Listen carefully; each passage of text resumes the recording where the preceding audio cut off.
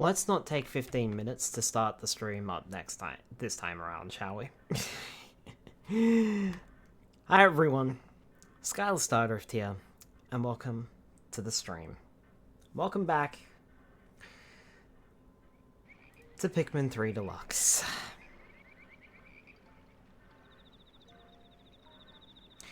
I suppose you could say my relaxation is over, and now it's back to the serious stuff. That's going to make me very, very, very angry. Last time, we went to the formidable oak having grabbed all the fruit on the planet. Because there's only so much. We headed to the formidable oak to try and rescue Olimar, and that went very poorly. So tonight, we're here to finish the job. Hi Papa Links, welcome on in. The plan is, once I do finish the story mode, I will try and play through the side stories.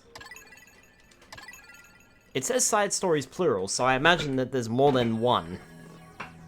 Anyway, as per usual, let me know how the game audio is. In the meantime, we've got to save Olimar. Exploration Day 35. I feel like this should be Rescue Mission Day 35 at this point. Looks like we've gathered all the food there is to find on this planet. Yay, us! We'll bring the seeds back to Probbaly. Thanks to us, our planet is saved. But we shouldn't celebrate just yet. If we don't recover the cosmic drive key before our juice runs out, we won't be able to return home. I suppose we'll need to be more systematic in our search. More systematic. We already know where the cosmic drive key is. We just have to go to Tasmania and get it.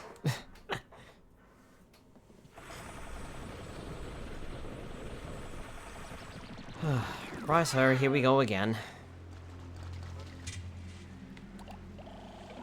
20 of each type.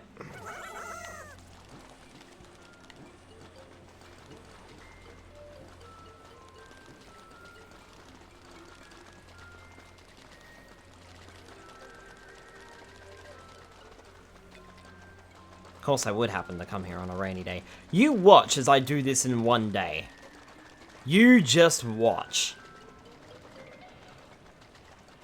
Alright.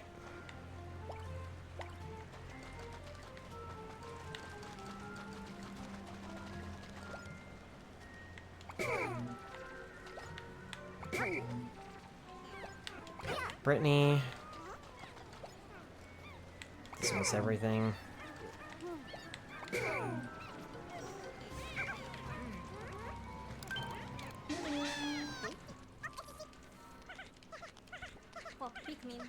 Pikmin don't seem to know which way to go again. Okay, all Pikmin with me.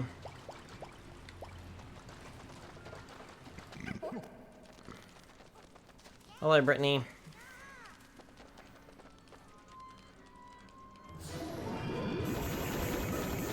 And hello, goo thing. Here it is again. Brittany, get Olimar out of here. I'm on it. Pikmin, follow me.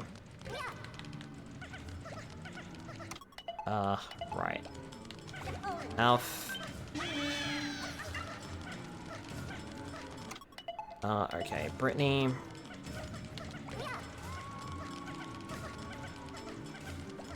Alf. No, it's not worth it. I was gonna take the shortcut. Brittany. Basically just doing a relay system at this point.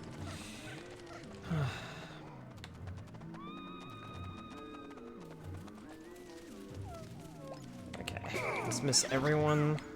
Dismiss everyone. Dismiss everyone, please.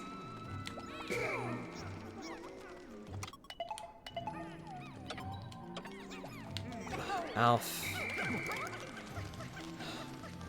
Not you, Brittany! Good grief. Oh, right, I can't do that. Oh god, I'm getting confused.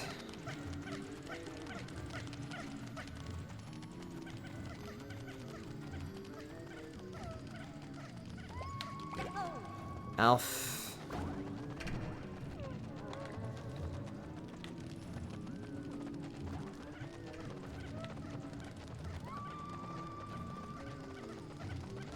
Charlie, you... Oh, fuck me. Gosh darn it.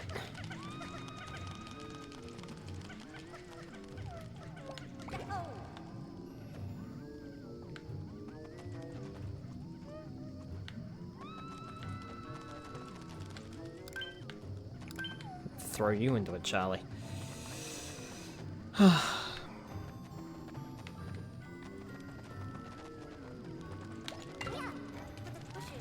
It's gaining on me. Yeah, I know. I see that.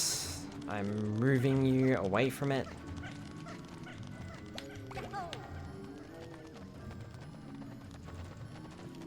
Okay.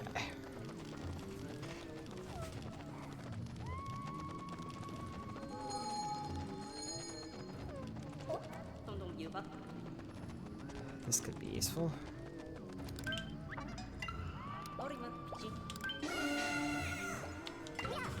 Olimar's in danger. Come on, guys, stop getting stuck.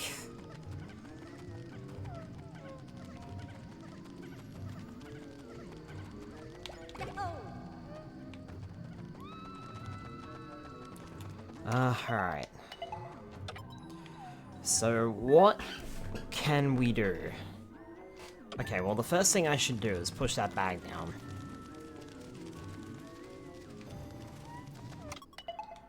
Where is the bag?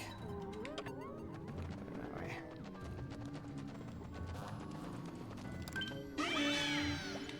Right. That pushes that down, giving us access to this area. And giving Brittany an even bigger... Possibly an even bigger loop? Possibly.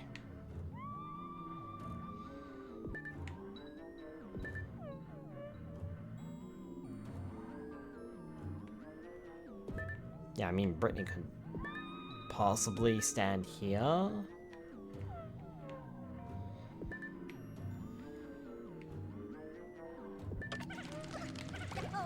Yeah, alright. Okay. Meanwhile, we need to move on.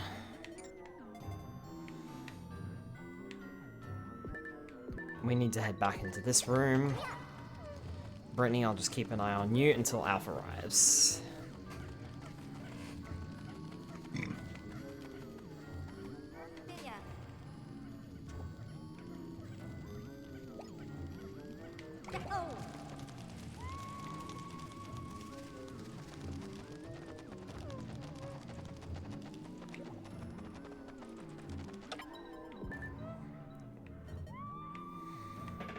Brittany's got a little bit of time.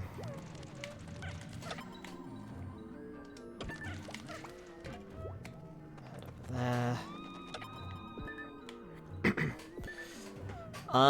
Alf, as for you, do you want to head over here, mate, and maybe see if we can light up that light bulb? Brittany has arrived at her destination. Hello, Spyro, welcome on in.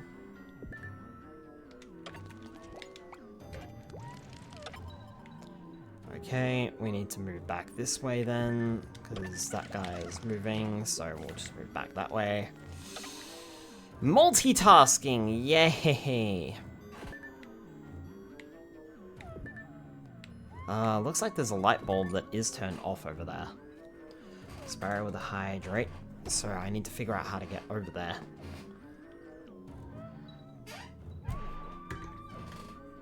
To turn that on.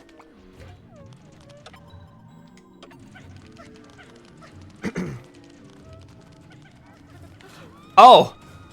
Okay. That's bad. That's not cool. That's not cool at all.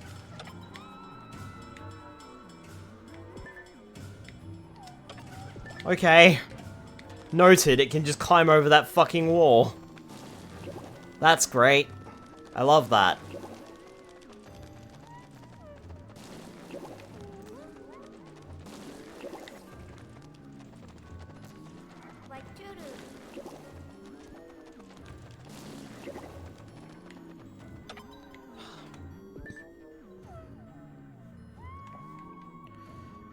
So the trouble is I can't get over there because I need to light this. But to light it...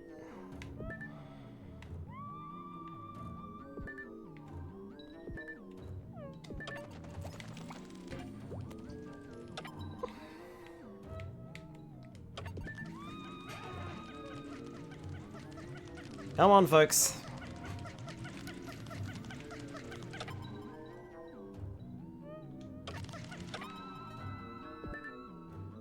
Shit. I'm in trouble. Or am I? Hold on. Fine.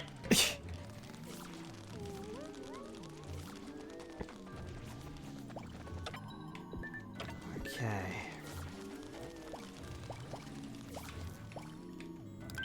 Righto, Charlie, over you go.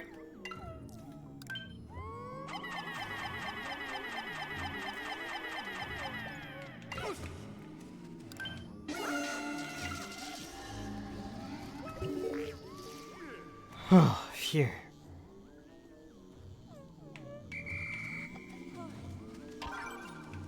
Got a data file. So that's cool.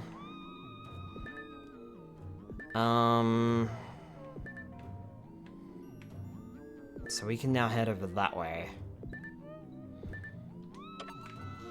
So let's grab Alf.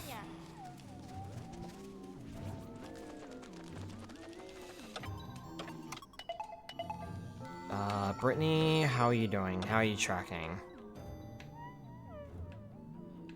Okay, well this works then. So I can just have Brittany, like, stand over there. We can do a much bigger loop now, so that's much better.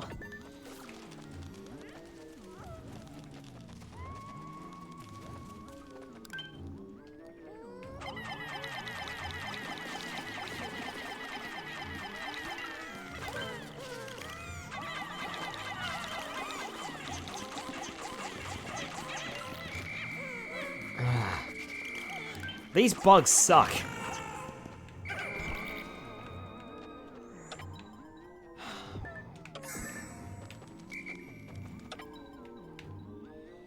Okay, so the thing is there, Brittany's over there, that's fine. Brittany, let's move you to this junction here. Charlie, let's go and grab that one Pikmin that decided not to fucking follow us again. It's fallen down, that's why.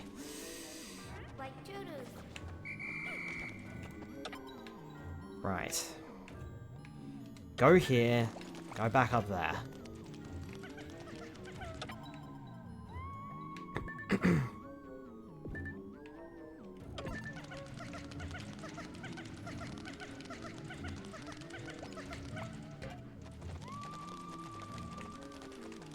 Feels like we got nothing done today.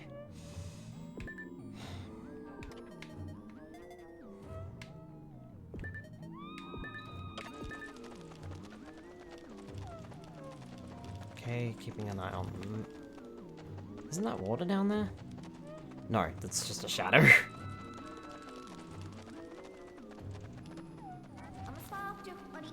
At the transport Olimar, yeah. Head over that way then. Okay.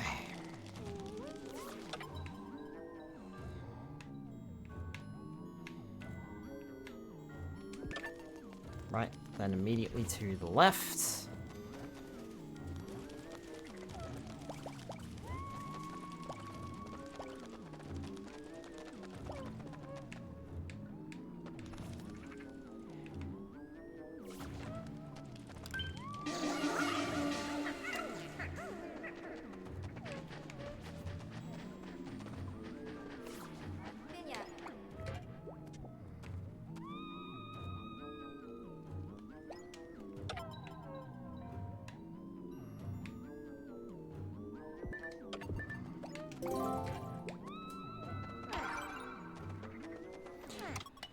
Couple of extra data files, which is good.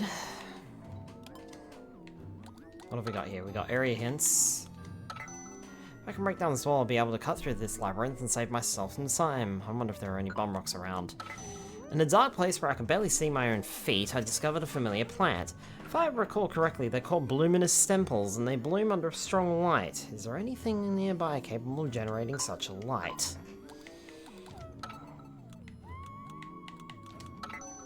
How long have I been out? My mind is still cloudy. That golden life form pursues me relentlessly. I don't have any Pikmin here to help me. I'm at the end of my rope, and I don't know how I'll ever escape. I think the forced sleep mode on my suit is kicking in, losing consciousness again. Zzz.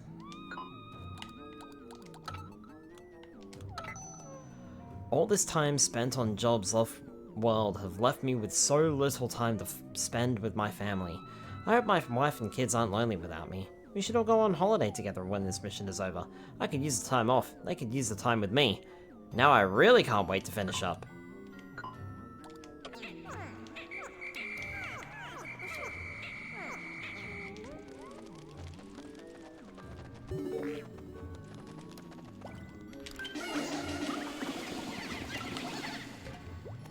Okay, Brittany. Move to here.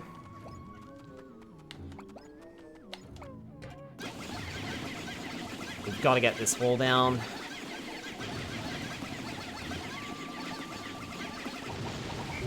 Nicely done. Everyone with me.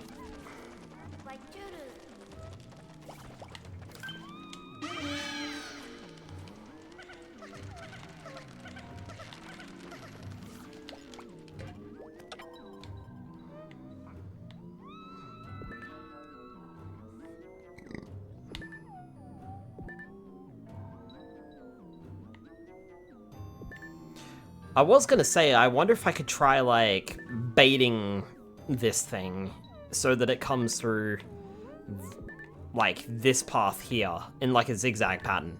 But no, it just climbs over this fucking wall like it doesn't exist. So, I'll move Brittany a little bit further into the corridor, but leave her there for now. I was gonna say, how have you guys not finished yet? Right. So that opens that shortcut, and we are out of this area now. Excellent. I can see the light of day again.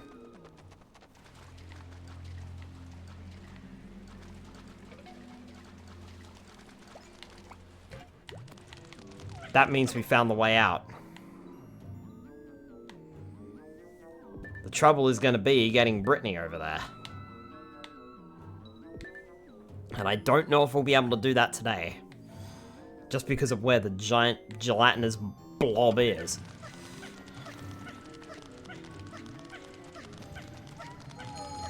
But nothing ventured, nothing gained.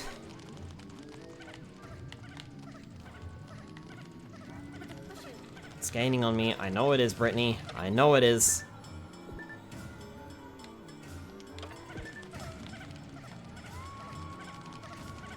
Let's see if we can lure it out.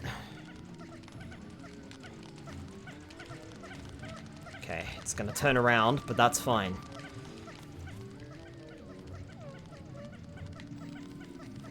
We'll move just as fast as it does.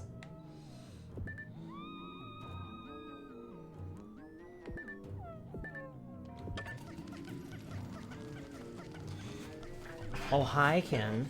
Hi, cousin. Maybe we shouldn't stand in the entrance. Maybe we should, like, stand over here or something. We're out. That's the main thing. Brittany's not.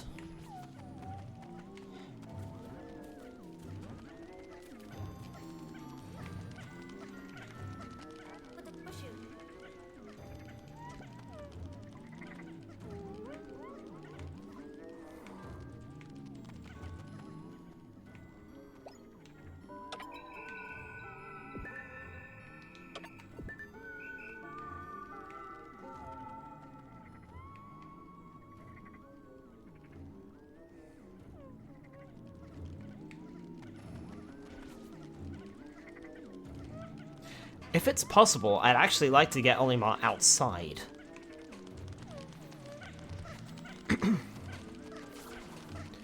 That should hopefully trigger the next bit. I think. Right, and I don't think there's anything here. Yep, so that's fine there. Pikmin are catching up.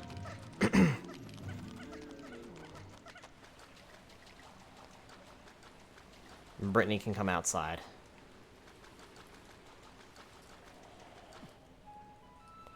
And there's the Pikmin.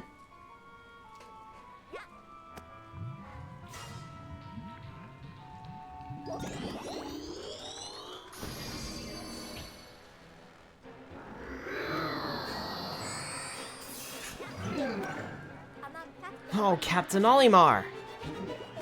Yeah, all at work. Well, I don't think we can quite beat this guy now. So I guess we'll just have to leave.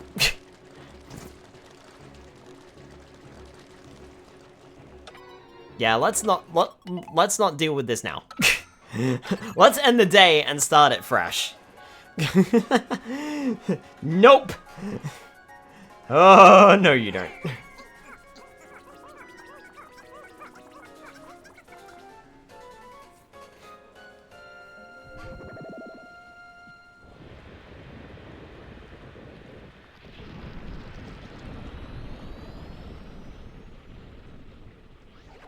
Did not expect to actually do that in one day. Man, I was that close last stream. Ugh, that sucks. I was literally 2 days away from finishing the game.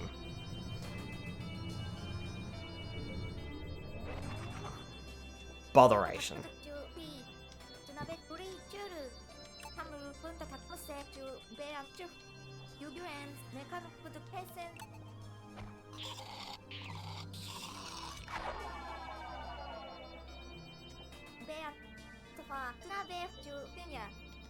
Why did that sound weird, like we were slurping through a straw instead of gulping it down? Why did that sound weird? Why is there a slight kink in the rock and the yellow Pikmin as though we lost some? Oh, well, yeah, we did lose some, didn't we? We lost some to that stupid spider thing. Ugh. Of course we did. Right. That mysterious life form not only swallowed Captain Olimar, but it also transmutated into some sort of humanoid. It's going to take everything we've got, but it will take that thing down. And then we'll save Captain Olimar, and then we'll save Probbaly, and then we'll be heroes! Let's do this! Alf's all fired up.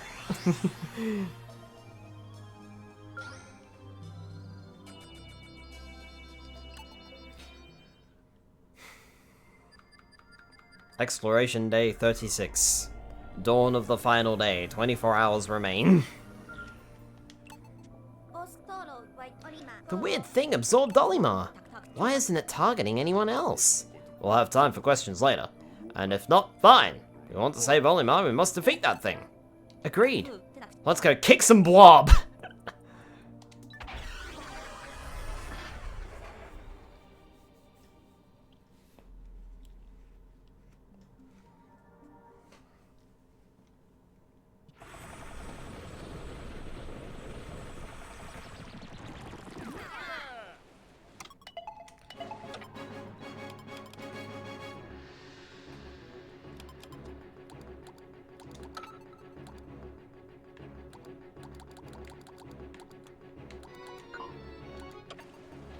I thought the last two were story-based. Let me have a look. I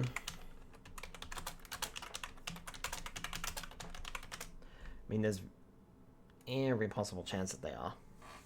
These are the last collectibles in the game, so I kind of want to make sure I grab them.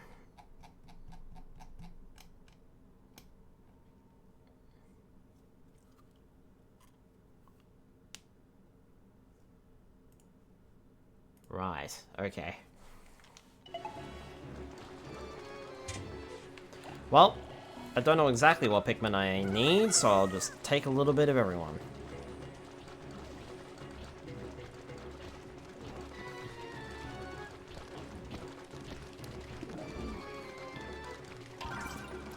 There's the first data file, and I think the second one will be when we've done enough damage to it.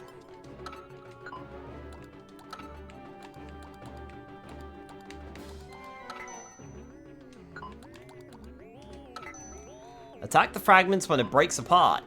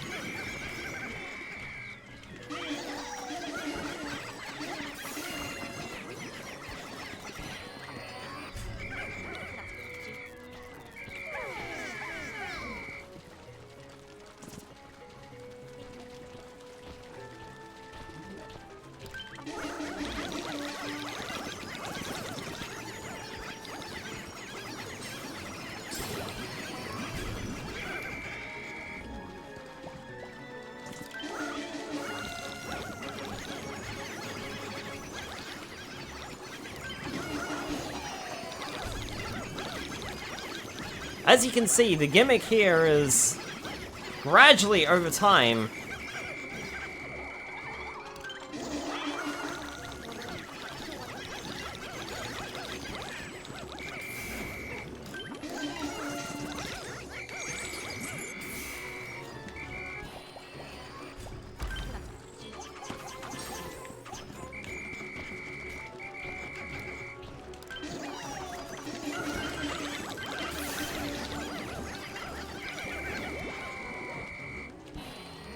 Gotta watch out for whatever it's doing.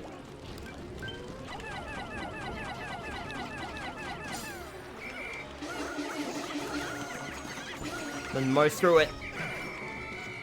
Nice!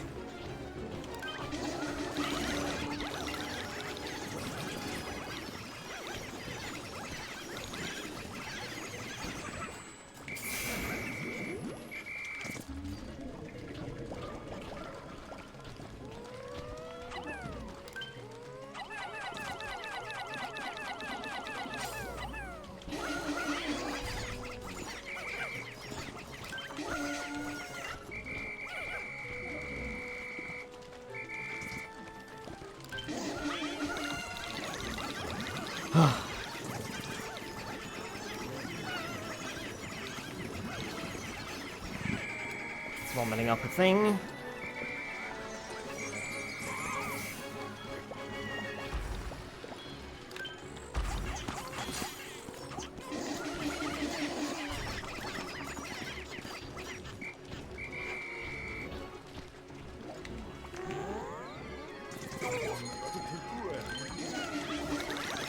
Get it! Hit it hard, hit it fast!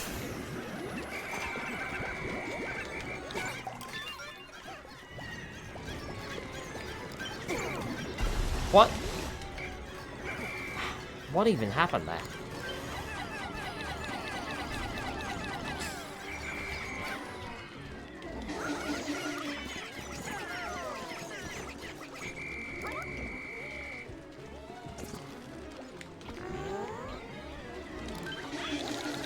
There we go.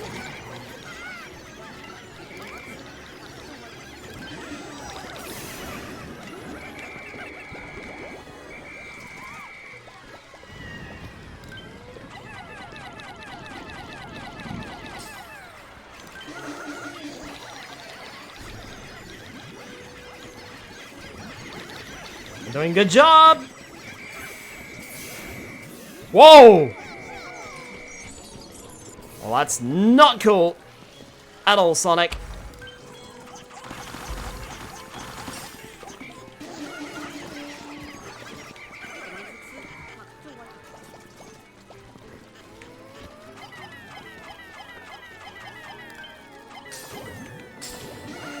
Missed it. Whew.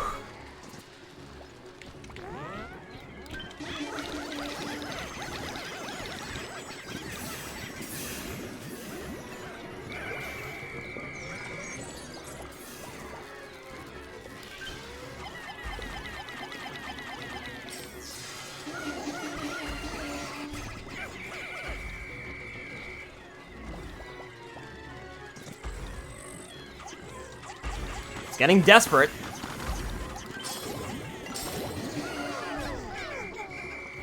Whew. Hi, Delimited. Welcome on in.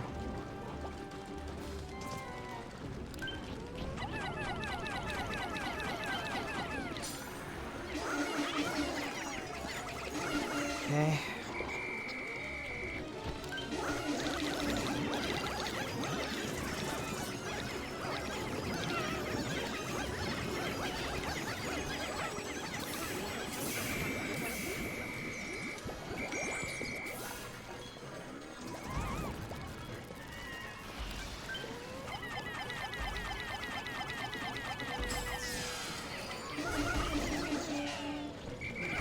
Nice.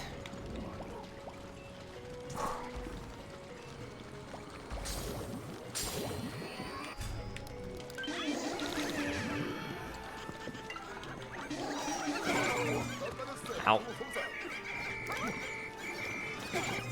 Ow. Oh, it's down. Get it?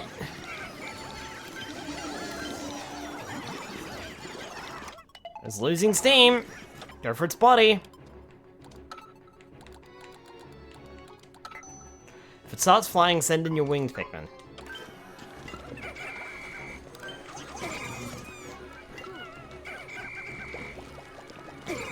Oh, come on.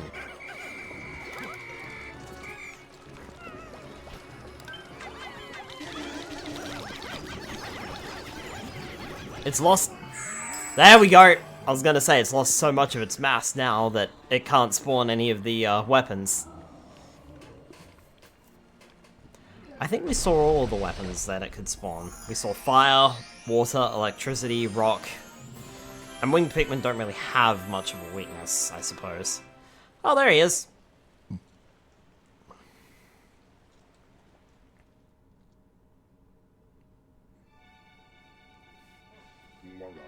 Sounds like you've been through quite an ordeal. But I'm getting ahead of myself. I'm Olimar, captain of the SS Dolphin. Pleased to meet you. Louis is a colleague of mine, but he mostly just causes trouble for me. I'll give him a talking to later. Do you think you could forgive him? I suppose so. At least he's not our problem anymore. Oh, by the way, you've been looking for this, right? The Cosmic Drive Key! Now we can go back to Kopai. Phew! What a relief. This must be fate, Captain Olimar. Archetate is on our way home, so why don't we give you a lift? I'd appreciate that. My own ship is sadly out of commission. Food! Food! Food!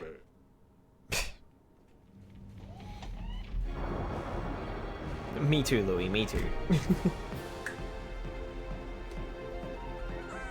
Look at the Pikmin! Do you think they sense that this is really goodbye? We couldn't have done all this without those little guys.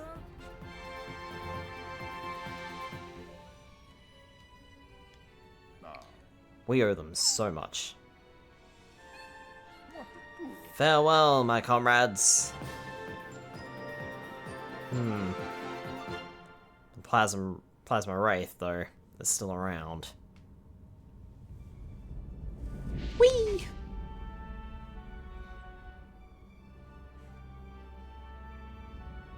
This much behind with no compensation. Do you think they'll be okay without us? I hope so. The people at home are waiting for us. So let's go home. Roger that. Preparing to enter Cosmic Speed. Cosmic Drive engaged!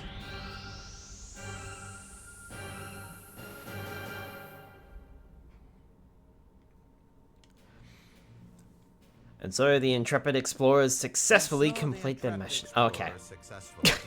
You're gonna narrate this for me. Alright, I won't read it then. Bountiful supply of edible matter and learning the valuable lessons of planning and teamwork. The explorers are set to become the saviors of their home planet. Under their guidance, the seeds they've recovered will be used to kick off a sustainable cycle of cultivation and harvesting, thus bringing new life to Koppai. However, one question remains. What was the cause of the accident that sent the SS Drake hurtling to PNF 404's surface? Perhaps it wasn't an accident after all.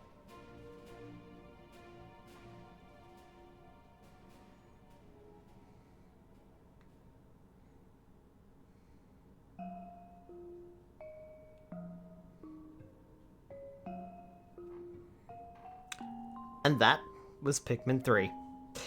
Yeah, we were that fucking close. I was 40 minutes away from finishing the game. If I'd just done 2 more days, I would have had it. Unfortunately, I went to bed early that night and was like, nope, I'm done. The game is frustrating me.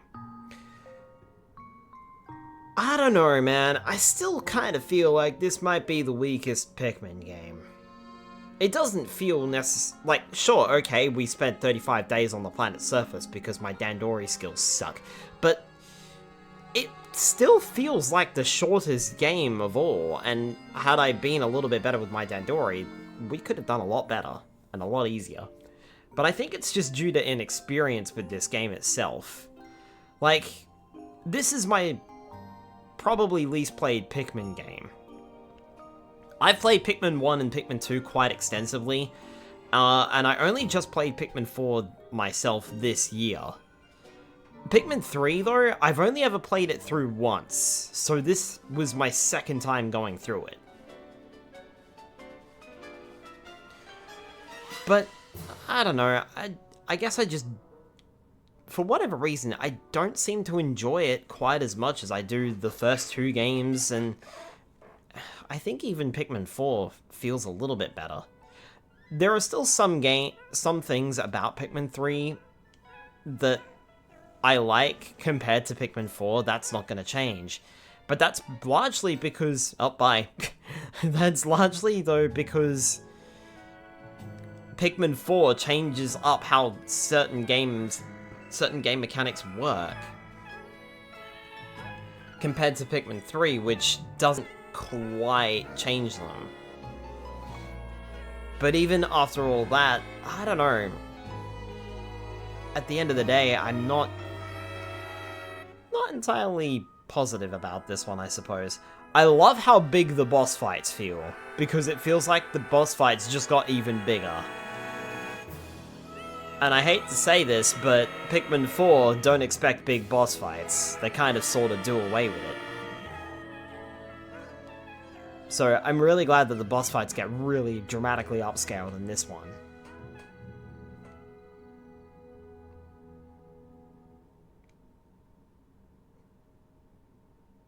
Hey, another person crash landed on this planet. Let's go help them too.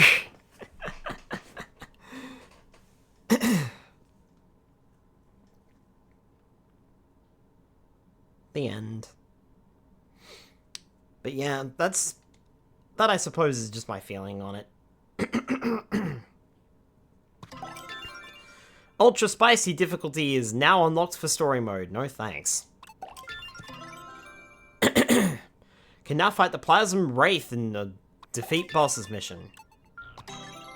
Olimar's comeback is now unlocked in side stories. Oh, don't tell me he goes to the planet again. Here's your final report.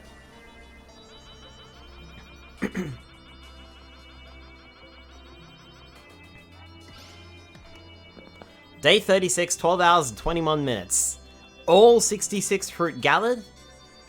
1,507 Pikmin remain with 318 deaths, with the most seemingly being the blue Pikmin. 302 reds, 59 were lost, 292 rocks, 82 were lost, 262 yellows, 46 were lost, 318 winged Pikmin were left, 45 were lost, 333 blue Pikmin, 86 were lost there. I imagine this is finish the game on ultimate difficulty.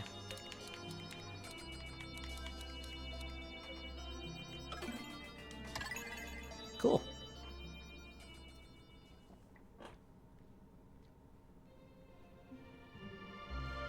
That's it. Story mode is done.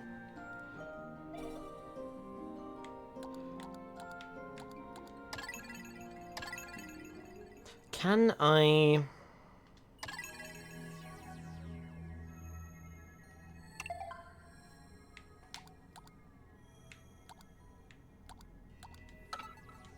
Control guide, basic info, other settings.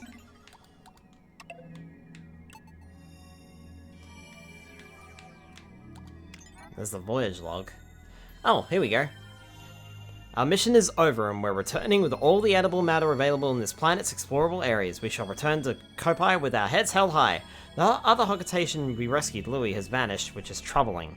I thought he'd boarded the SS Drake with us, but maybe we left without him.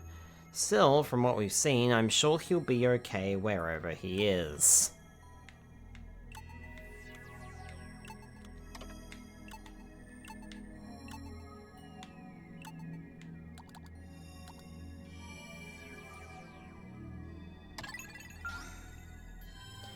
Save data from day 36 on will be erased when the day ends.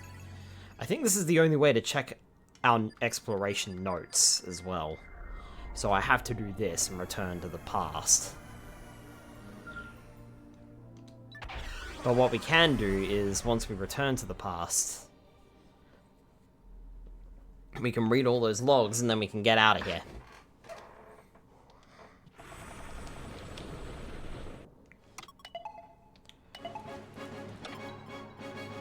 Right.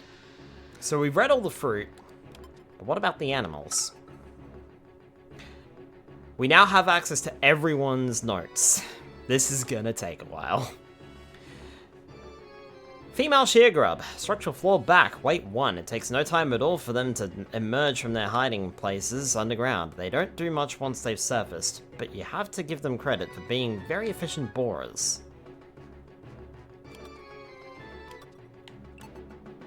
Have you ever had a friend who startled you every time they approached, who always seemed to come out of nowhere and scare you? That's what these remind me of. They don't mean any harm, but I jump 10 feet whenever they show up. The ability to hide underground and burst up to the surface whenever someone comes near, then retreat to recover again, just isn't fair. They'd be fearsome ambushes if they ever, you know, attacked. Also, we're doing this with the boss battle music. For an unforgettable quiche, slice this creature up and mix with 4 eggs, 2 vine-ripened tomatoes, diced courgette, and generous handfuls of feta and Swiss cheese. Bake until crusty and golden. This beast is most flavorful if caught and cooked just after laying its eggs. Shear grub, Vanderblood family. The males of this species are purple and the black creatures with tapered mouths, while the females are lighter in color and like an armored exoskeleton. As with most Mandibloods, these creatures have progressed to the point where they have lost both legs and wings. They can be seen crawling around on the ground and are believed to feed on the vegetable extracts from the congealed fluids of expired Pikmin. That's gruesome. Dwarf Bulbub, Spirohydrated.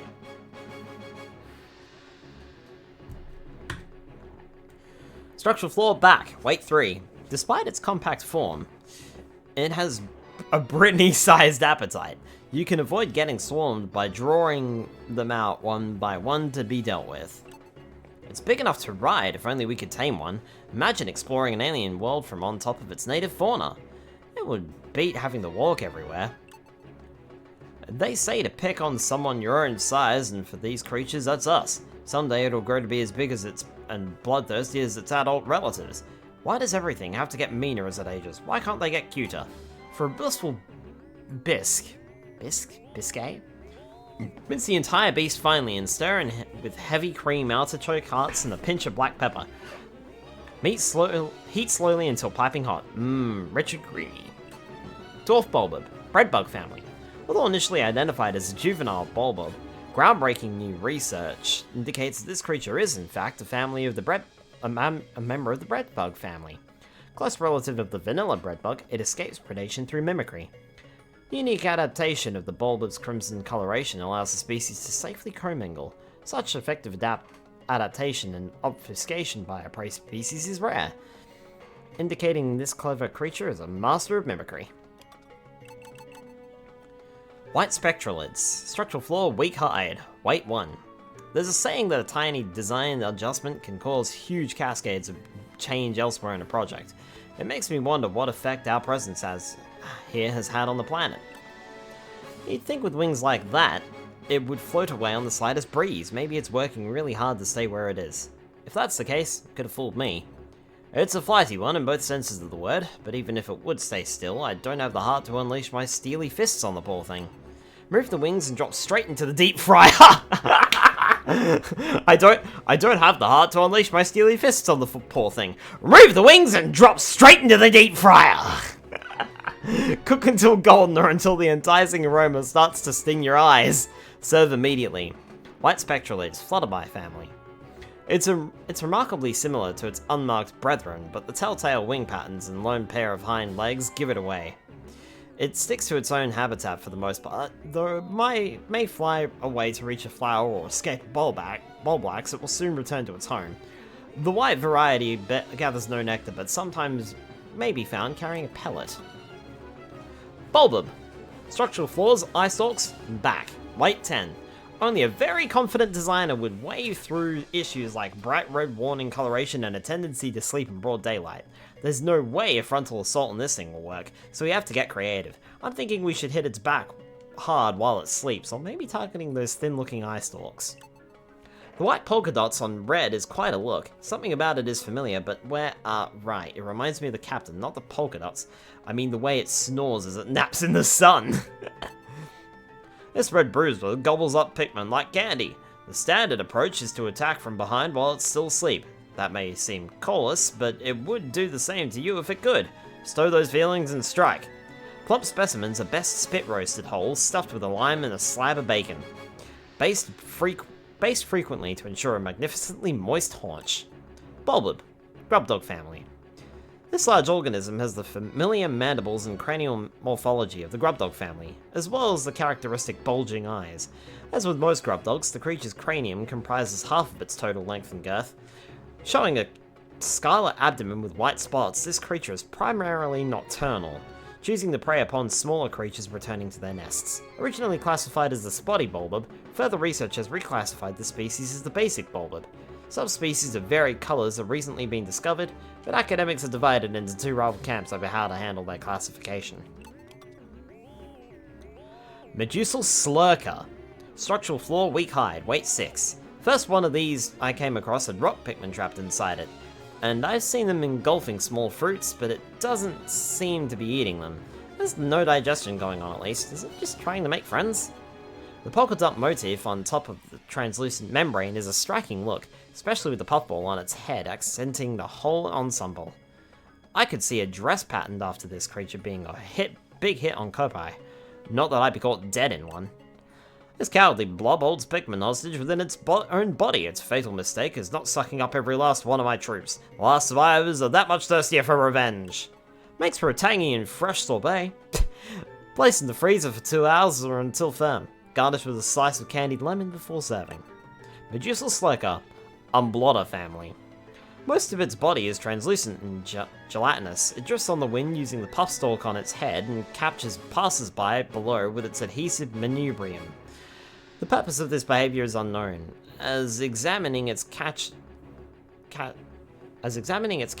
reveals no trace of saliva or gastric fluid on them. Unlike most aquatic jellyfish, it has no tentacles or nematocysts, bleh, making it safe to handle. May even be safe to ride in, opening up exciting new transportation possibilities. Scudderchuck, rather. Structural flaw, back. Weight 3. Carries a heavy crystal on its back to throw at enemies, and I knew going in that we would probably need rock Pikmin to break it. I worried that doing so would cause dangerous shards to explode outwards, but fortunately my imagination proved to be deadlier than reality. A missed design opportunity, if you ask me. All that strength, and the best it can do with it is carry around some big crystals.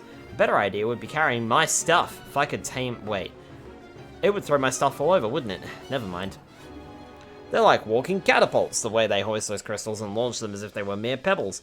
A crafty adversary might lure them into launching the stones at each other or themselves. An adversary like me. An acquired taste, but really quite addictive once you get used to it. No special preparation necessary. Scutterchuck. Heevil family.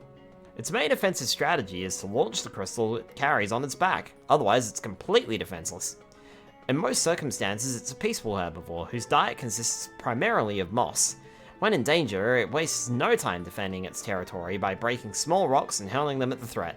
In order to ensure it has a steady supply of rocks with which to defend itself, it shares its habitat with calcified crushblat lava, so it can make use of the shells they cast off each night.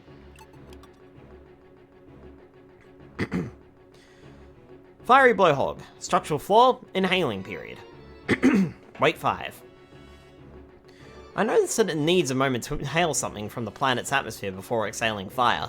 Its internals must be remarkable to stand up to the flames it produces, though of course a red Pikmin's externals can withstand the same heat.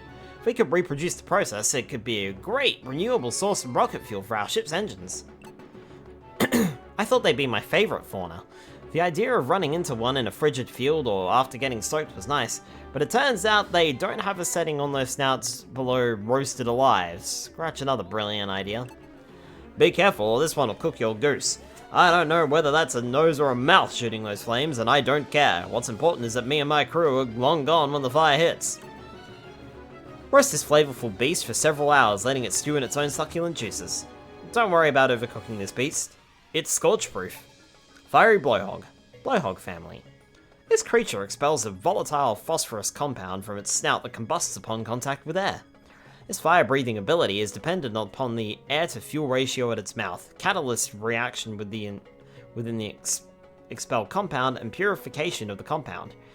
Thus, it is highly unlikely such a complex process could cause a spontaneous explosion of a fallen blowhog.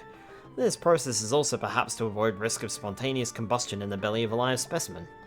However, one should still treat a fiery blowhog with great care during transfer. Yellow Wollyhop. Structural flaw, it's got a weak hide. Wait 5. These are definite signs of intelligence. There are definite signs of intelligence in this brute. It always faces its prey first, as if to gauge the distance, before jumping into the air for a stomp. If you don't move while it hangs for a moment in midair, you could lose a lot of Pikmin. It's big, but not strong. As few as 5 Pikmin can weigh it down, so it can't jump. Rock Pikmin also have nothing to fear from it. Look at that thing, it's so bloated. I feel that way too sometimes when I can't stop chugging down juice. I have to lie down for a while after that, but this thing keeps jumping. I bet it gets the worst cramps.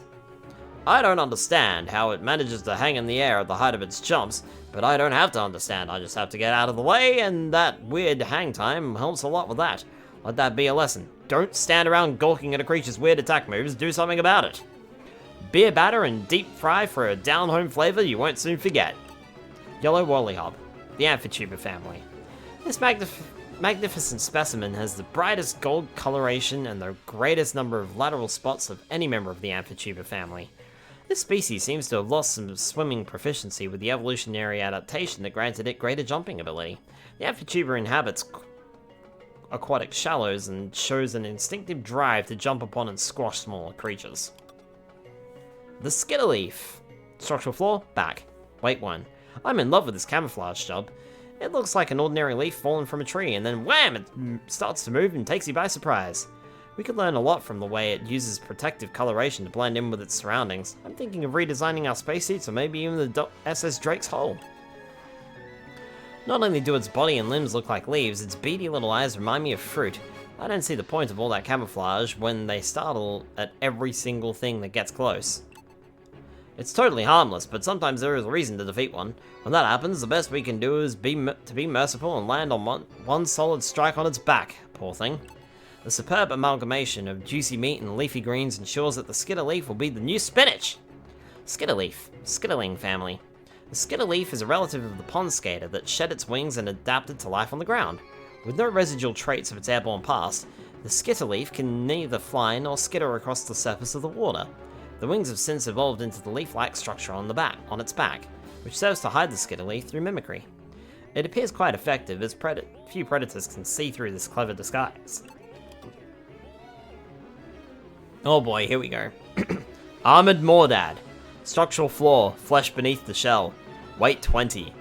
It takes a small army of rock Pikmin to make a dent in its reinforced crystal shell. Destroying the shell completely is slow going, since it burrows into the ground every time it comes down from the walls. It's too bad we didn't have the tools to adapt the pieces of its shell into armor for the SS Drake. The crystal all over its body is one of the most beautiful things I've seen on this planet. How people would stare if I could make a spacesuit out of it. Though maybe they'd only be staring because I'd be in a translucent suit. I'm so proud of my crew for managing to take this beast down without me. It's especially impressive because they did it without my combat training or steely fists. It's good to know I set such an example for them to live up to.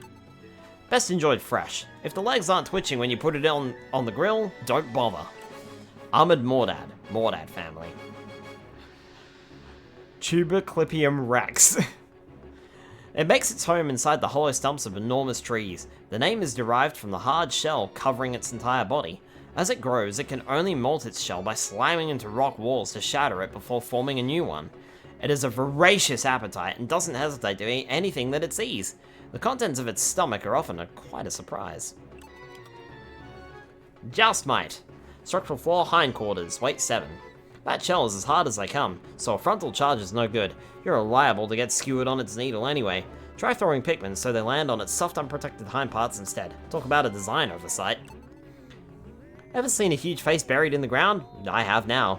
At first, I wondered where the rest of it might be. Will we find a buried fist, a buried knee, a buried belly button? Is it good or bad that we never will? This greenish-blue beastie came prepared with a solid offense and defense. There's not so much placing at the back, but that doesn't matter if you never plan to show the enemy your back. I salute its courage. To create an elegant canapé with explosive flavor, remove shell and sear meat on both sides, topped with a dab of pesto. Joustmite. Baronet family. Others within this family wear the shells on their bellies, but this one's shell functions more like a helmet. Its wings are atrophied into uselessness, so instead it buries beneath the ground and pops out only to pierce prey with its needle-like proboscis and drain their bodily fluids. That's disgusting. Larval joustmites remain underground for years or even decades in some cases. Swooping snitchbug. Structural flaw, weak-eyed, weight 3. It's well built to do what it does, which is to capture wandering Pikmin and slam them into the ground. Why does it do that? Form without function isn't very good design in my book. I'd like to turn the tables and load them down with so many Pikmin they're too heavy to fly. What goes around comes around. They're annoying, but I also feel a connection to these huge flying insects. Just like me, they like to bury things in the ground. And just like me, they wander off, forgetting about the seeds until someone else comes along to harvest it. I could go into my strategies for taking out these things, but why bother? They're nuisances, not threats. Plucking buried Pikmin is a relaxing activity that gives me time to consider how to tackle critters that can do serious damage. Remove the wings, marinate a well-marbled steak for several hours in a chipotle marinade, then charbroil to perfection. Chipotle. Swooping snitchbug, Scarpanid family. Scarpanids originally lived on the ground, sporting poorly developed vestigial wings. This species developed enlarged antennae that can be used as makeshift wings. Scarpanids are attracted by the sight of large groups of Pikmin in cavalry formation and will swoop down to seize them. However, Scarpanids do not eat Pikmin, and they will drop any seized Pikmin after a short time. The reason for this behavior is unknown, but I look forward to future research in the area. Bearded Amprat. Structural flaw, soft-eyed. Weight 7. Electricity generation is a useful trait in an animal. I'm not sure if this one can be domesticated, but think of all the useful applications if it could. At the very least, we could study it to see if we could reproduce the trick. With a few tweaks to its output, I bet its electricity generating properties could really open up my pores. I'll run the idea by Alf and see what he thinks. It looks cute and fuzzy, and that's how it springs its trap. Throw a few Pikmin on thinking it's easy prey, and it'll zap the life out of them. The best strategy is to take a squad of yellow Pikmin. Then it's you who'll get the last laugh. Pam roasts the thighs with sprigs of rosemary and whole garlic cloves, finished with a squeeze of fruit juice to highlight the subtle notes of the lingering electricity. Bearded Ambrat. Nummouse family. Numbouse family? The hair covering its face works as a capacitor.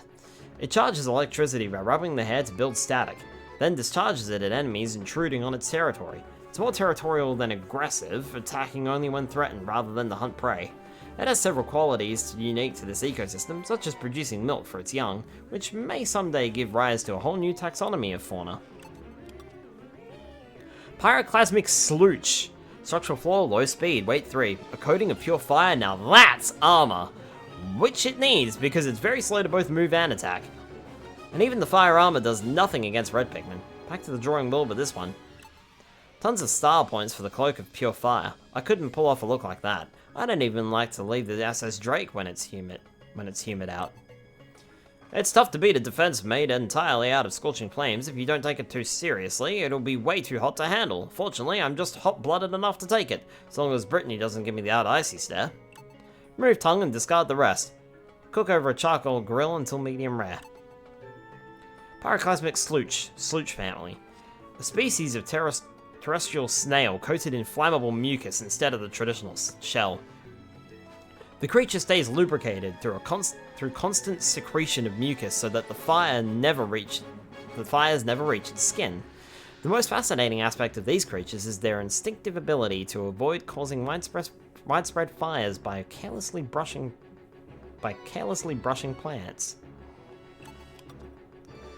Arctic Cannon Lava.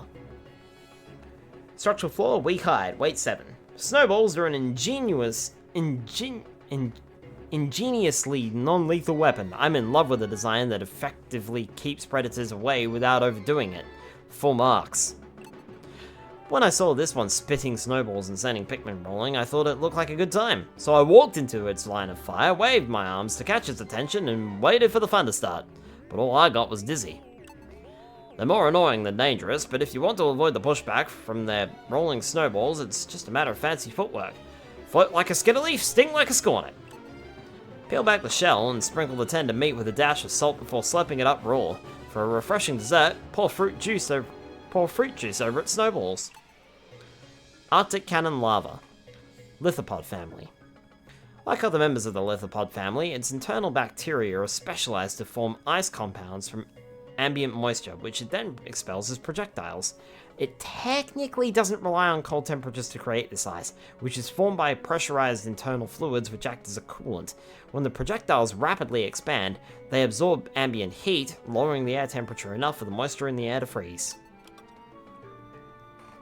Whip-tongue Bulbub. Structural flaw, eyeballs and back, weight 12. This model is a surprising feature. I'm very impressed at the speed with which it employs its long flexible tongue, though I'm also dismayed at its unnerving wakefulness and the difficulty we seem to have sneaking past it. Not a fan of this one's style. Too plain, too beige, and too big. Where's the little version of this one? It's got to have one, right? Though maybe not. After all, I don't have a little version of myself. That long tongue isn't just a sensory organ, it's a deadly weapon. It uses that thing like a pro. I had tried some exercises to see if I could get my tongue to do that, but I kept biting it by accident. Always in the same place too. I hate that. Pat the tongue dry, then coat all sides with a spicy dry rub of your choice. Grill over a high heat until the outside is perfectly crisped. Whip-tongue Bulbub, Grubdog family. Instead of the gnashing jaws usually found in its related species, it uses its extensible viscous tongue to capture prey. Even before it opens its mouth, it's recognizable by its tapered snout and black spots against its white back. Some theorize that it evolved its long tongue to catch prey drawn to high-blooming flowers, but others point out that no infant specimens have ever been seen, suggesting a radically different biological branch. It has only recently been reclassified as part of the Grubdog family. Desiccated Skitterleaf. Structural flaw, back, weight 1. This is good camouflage. When you see a lone green leaf on the ground, that's suspicious, but a lone dead leaf, nobody looks twice at those. Very well thought out. Dead leaves are good. You can turn them into mulch and plant fruit trees, making something great out of something gross. The Pikmin know what I'm talking about, because I love dragging these guys back to the onion to do the same thing! These sneaks act like dead leaves and jump out and attack the Pikmin while we aren't watching. The only defense is to treat every dead leaf you see as a mortal threat. Yes, it's tiring to see danger everywhere I look, but it's a small price to pay to save our lives. No preparation needed to enjoy this flavorful beast. Its natural crunch gives way to an intriguing mouthfeel. Desiccated Skitterleaf, Skitterling family. The Skitterling variant that resembles dead leaves, its legs have developed in specific ways. The front claws capture prey while the flat hind legs are suited for running and swimming. Its highly tuned senses keep it still for any creature but Pikmin. Once it gets its claws on its prey, it doesn't easily let go. Recent research has revealed that its camouflage has a second purpose beyond hunting. Scavengers are fooled by its disguise into carrying its eggs, thereby expanding its population. The Fozbat. Structural flaw, photosensitivity. Weight unknown. I've never seen a substance that completely dissipated under bright light before. Is it because it's a newborn and not yet fully formed? The front legs and wings are still a work in progress, but they make up for that with numbers. If you ever see something in a dark cave that looks like an egg, my advice is to destroy it while you still can. They're so cute when they're young. How can you say no to those little chirpy noises and big wet eyes? It's a shame they grow into something so awful. Makes me wonder what the captain was like in his youth. This timid little guy was the first wild creature I met on this planet.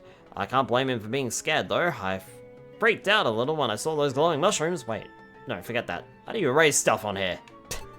Perfect ingredient for a hot pot night. Add to the broth while no one's looking for best results.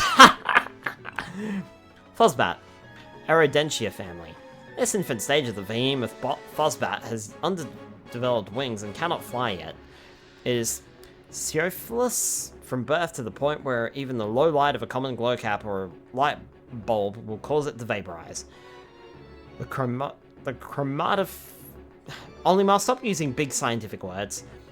The chromatophore excretions which the adult Fozbat uses for camouflage are overwhelming to its fragile infant form and cause apoptosis in excessive amounts. My own lab does not trigger this reaction, possibly because its light is the wrong wavelength.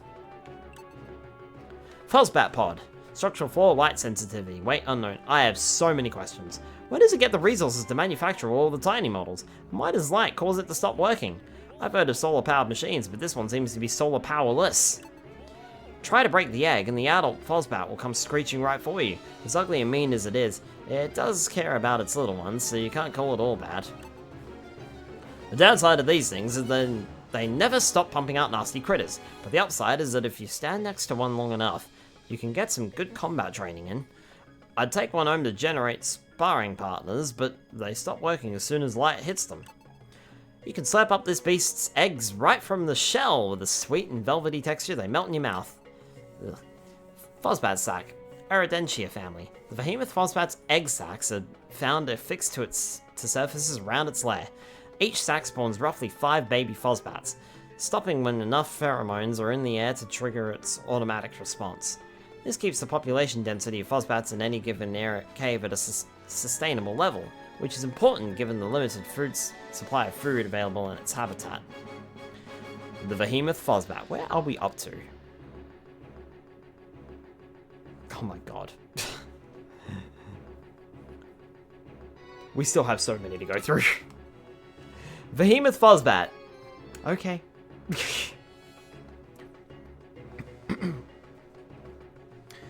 Light sensitivity. Structural flaw, light sensitivity. Weight 15. It uses some powerful suction mechanism to vacuum up its prey, but what interests me is how it's nearly invisible in the dark. If I could replicate that effect, it could be huge for stealth systems on our ships. I'd also love to figure out how the captain managed to survive inside this creature for so long without food or water, but that's more of a biological problem, not my field. It looks mean, but it's not so tough in the light. Why do you think it moves so slowly? Did it get indigestion from trying to eat the captain? This is the thing that swallowed me. It may play dirty, but I respect its willingness to use any trick in the book to win. I'd accept a rematch anytime.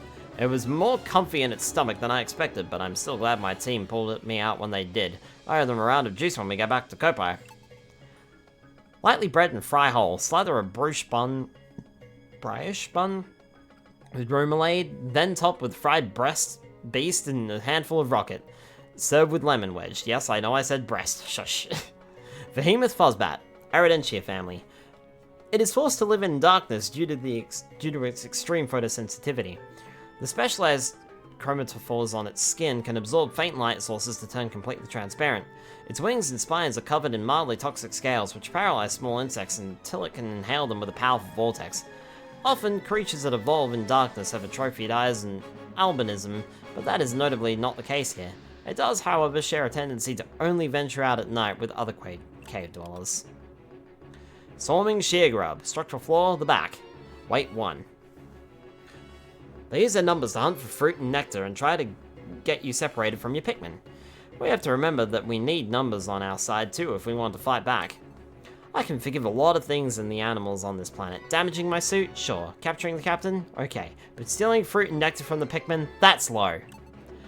One way to defeat an enemy is to cut off their supply lines. That's the mode of attack these flying things use. They suck up nectar, weigh down pellets, and do whatever they can to keep our numbers low and our troops starved. Boil and swallow whole. The real gastronomic joy of this creature is how smooth it goes down. Swarming shear grub, Mandiblade family. In contrast to the more common variety of mandiblades, it spends its entire life above ground without ever going below the surface. It hunts for food in packs, preferring to feed on nectar and fruit juice since its jaws are too weak to capture prey. It grows quickly after feeding, but it has difficulty moving at its large size.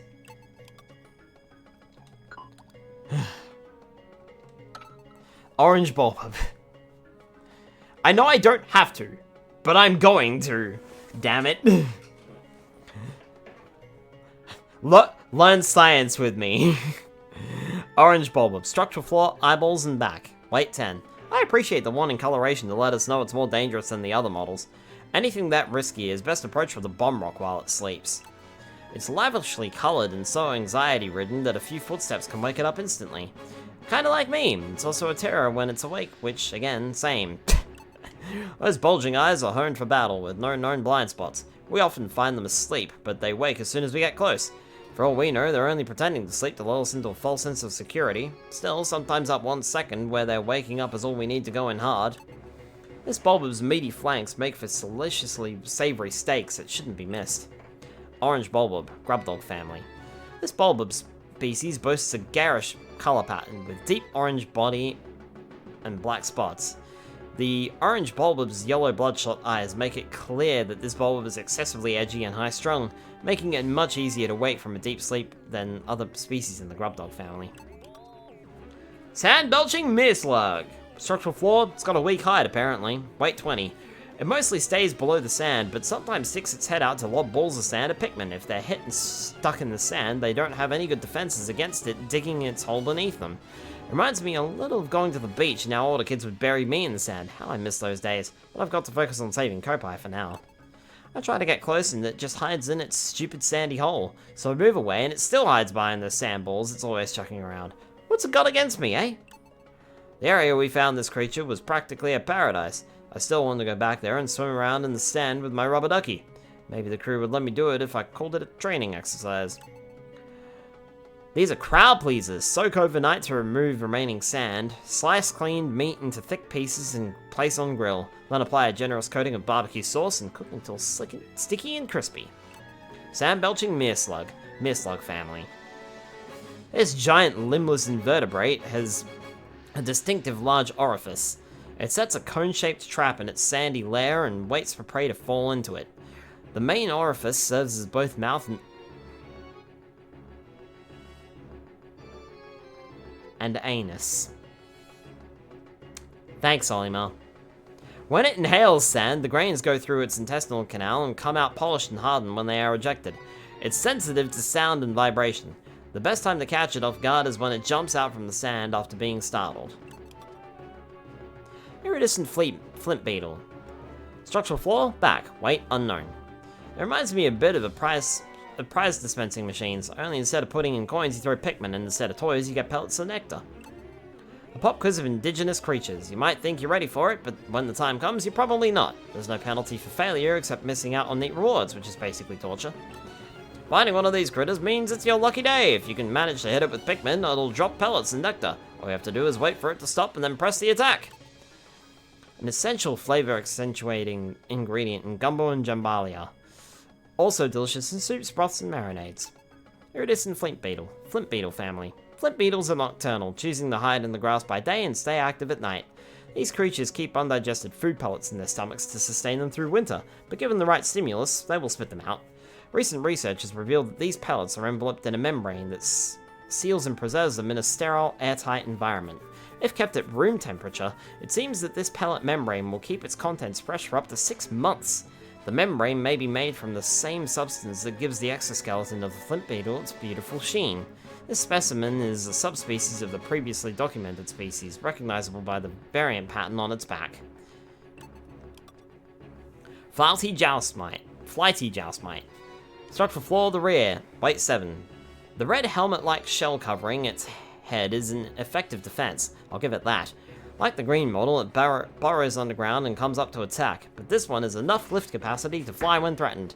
It'll try to dive bomb you from the air and impale you on its stinger, but if you can dodge that, it'll get stuck and open itself up to attacks. I'm supposed to take a squad and charge it from the back while it's poking uselessly at the rock Pikmin, but I get distracted every time at how cute the rock Pikmin look rolling around with their stubby bodies. I'm not as impressed with the red bug as I was with the green one. Yes, it's got the plating of a tank and the harpoon of a fisherman, but what kind of coward flies away instead of facing its enemy on the ground? Even the Pikmin are made of certain stuff than that. Remove shell and roast over a low flame, then grind meat. Whisk paste into olive oil until emulsified. An extra dash of cumin lends some earthiness to the spicy salad dressing. Flighty Joustmite, the Baronet family. It's a close relative of the original Baronet species, but this variety of Joustmite still has the use of its wings. Oddly, it still makes its habitat below ground and employs the same tactic of lying in wait before emerging to strike. The helmet protecting its head is functionally as hard as steel, due to waxy secretions in its pores which absorb and redirect any shocks it sustains. The Puffy Blowhog. Structural flaw, weak hide, weight 2. Most of its defense mechanisms aren't dangerous to Pikmin, but they do make it hard to kill. The streams of air it blows will scatter your Pikmin, so be sure to regroup quickly if there are other enemies around. As you might expect from something so inflated, it's very light and easily weighted down by lots of Pikmin. That's the best chance to dash in with a charge. Can you imagine attaching a gondola to the underside of this thing, drifting gently through the air, not a care in the world? Because I'd use the spikes on its back to crush my enemies, it's so perfect! This inflatable fella has some powerful lungs to make itself lighter than air, but I won't be outdone. Wah! There we go. I blame the spacesuit, scrapping my style. Slice this creature's feather-light skin into triangles, deep fry until crispy, and salt generously. Makes a perfect tortilla to accompany fresh mango salsa. Puffy Blowhog family. This species of blowhog uses internally generated hydrogen to inflate a flotation bladder and hover above the ground.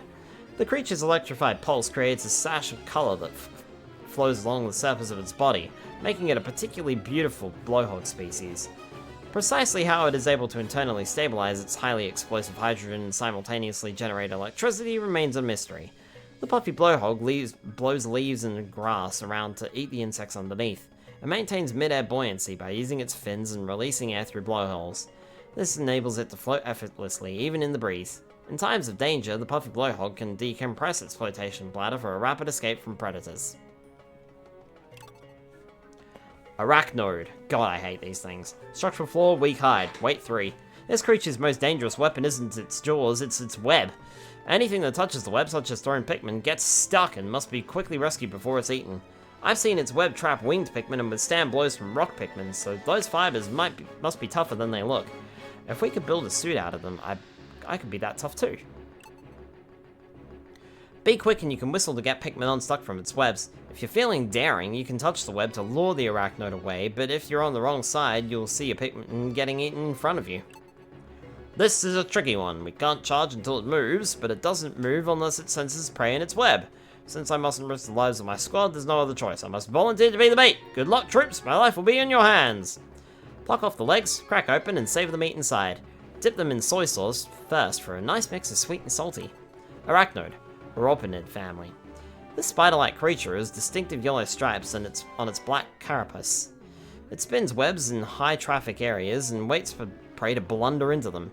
Unlike its relatives in the Arachnode and Dweevil families, it's ambisexual and has 8 legs. Some theorize that its gynandry is meant to aid in reproduction, though of course it cannot reproduce on its own. There is another theory that this species is in fact 2 organisms of opposing gender stuck together, but since no one has ever found a 4-legged single-sex specimen, this remains speculative. Male sheargrub, flaw, back, weight 1.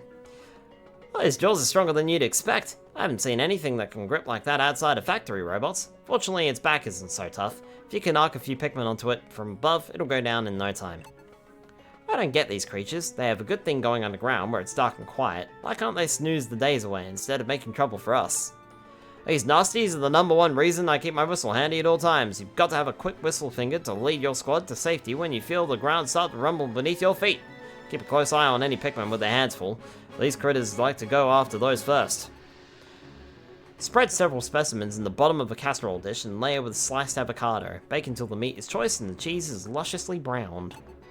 Sheargrub, male, Mandelblad family. This specimen is a male sheargrub. Having lost both legs and wings, the male burrows into the soil and waits to ambush small creatures that pass by. This beast's mandibles can be dangerous, making creatures such as Pikmin easy prey. Nectarous Dandlefly. Structural flaw of fragile links. Weight unknown. There's no need to attack these gentle flying creatures, but the nectar they drop makes it tempting to do it anyway. Wait until the right moment in its circular flight pattern, then toss a Pikmin at it. If you hit one of the nectar nodules, it'll drop a little bit, but hitting the head will make it drop them all. I feel a little bad about stealing the nectar it stores up, but we need to survive too. I'm positive that if we follow it long enough, it'll lead us to the source of all that nectar hanging off its belly. Big fruits, here we come! Hang on, didn't we just walk through here? Does this thing only fly in circles? Look at him, flying around like he owns the sky, all that nectar hanging just out of reach. Well, I'll get the last laugh. It may be out of range of my steely fists, but I've got some winged Pikmin who'd like a crack at it. Tear the meat right off the belly and eat raw. The bitterness of the meat really highlights the sweetness of the nectar. Nectarous Dandlefly, Dandlefly family. Its life cycle comes in 2 stages. First, it hatches underwater, where the amphibious larva preys on tadpoles and other small aquatic creatures. After it grows large enough, it takes to the surface and completely changes its diet to focus on plant nectar. The more nectar it feeds on, the more segments form on its abdomen. Upon reaching 5 segments, it is a mature adult ready for procreation. Its straw-like proboscis curls upward to prevent reflux from the nectar it stores. Scornets. Structural flaw, weak hide, weight 1. These buzzing swarms are rare but dangerous. Normal Pikmin aren't built to handle these insects. They'll just get carried off. Use winged Pikmin instead. If only I could whistle just the right tune or pitch, I bet I could get them to carry me around this planet. I'd only need 1, but I'm sure it would take a lot more to get Alpha the Captain airborne. These swarms of tiny terrors are well organized. Then again, so are we. I'll put my leadership skills to the test against the numbers any day. Pikmin Fallout! Roast over a low fire until golden brown. Add a pinch of salt and set us out as an appetizer, or perhaps as a simple aromatic centerpiece. Scornet, Hunt and Peck family. These highly social insects always travel in groups. Each of them has a unique role in the colony. This type is a small, though still adult, worker female. Rather than lay eggs, they spend their lives carrying out their queen's will. In response to their queen's sonic commands, they move in unison as if they were a single entity. To see them dance through the air is a sight to behold, but don't look too long. The stingers are deadly. Burrowing Snagret.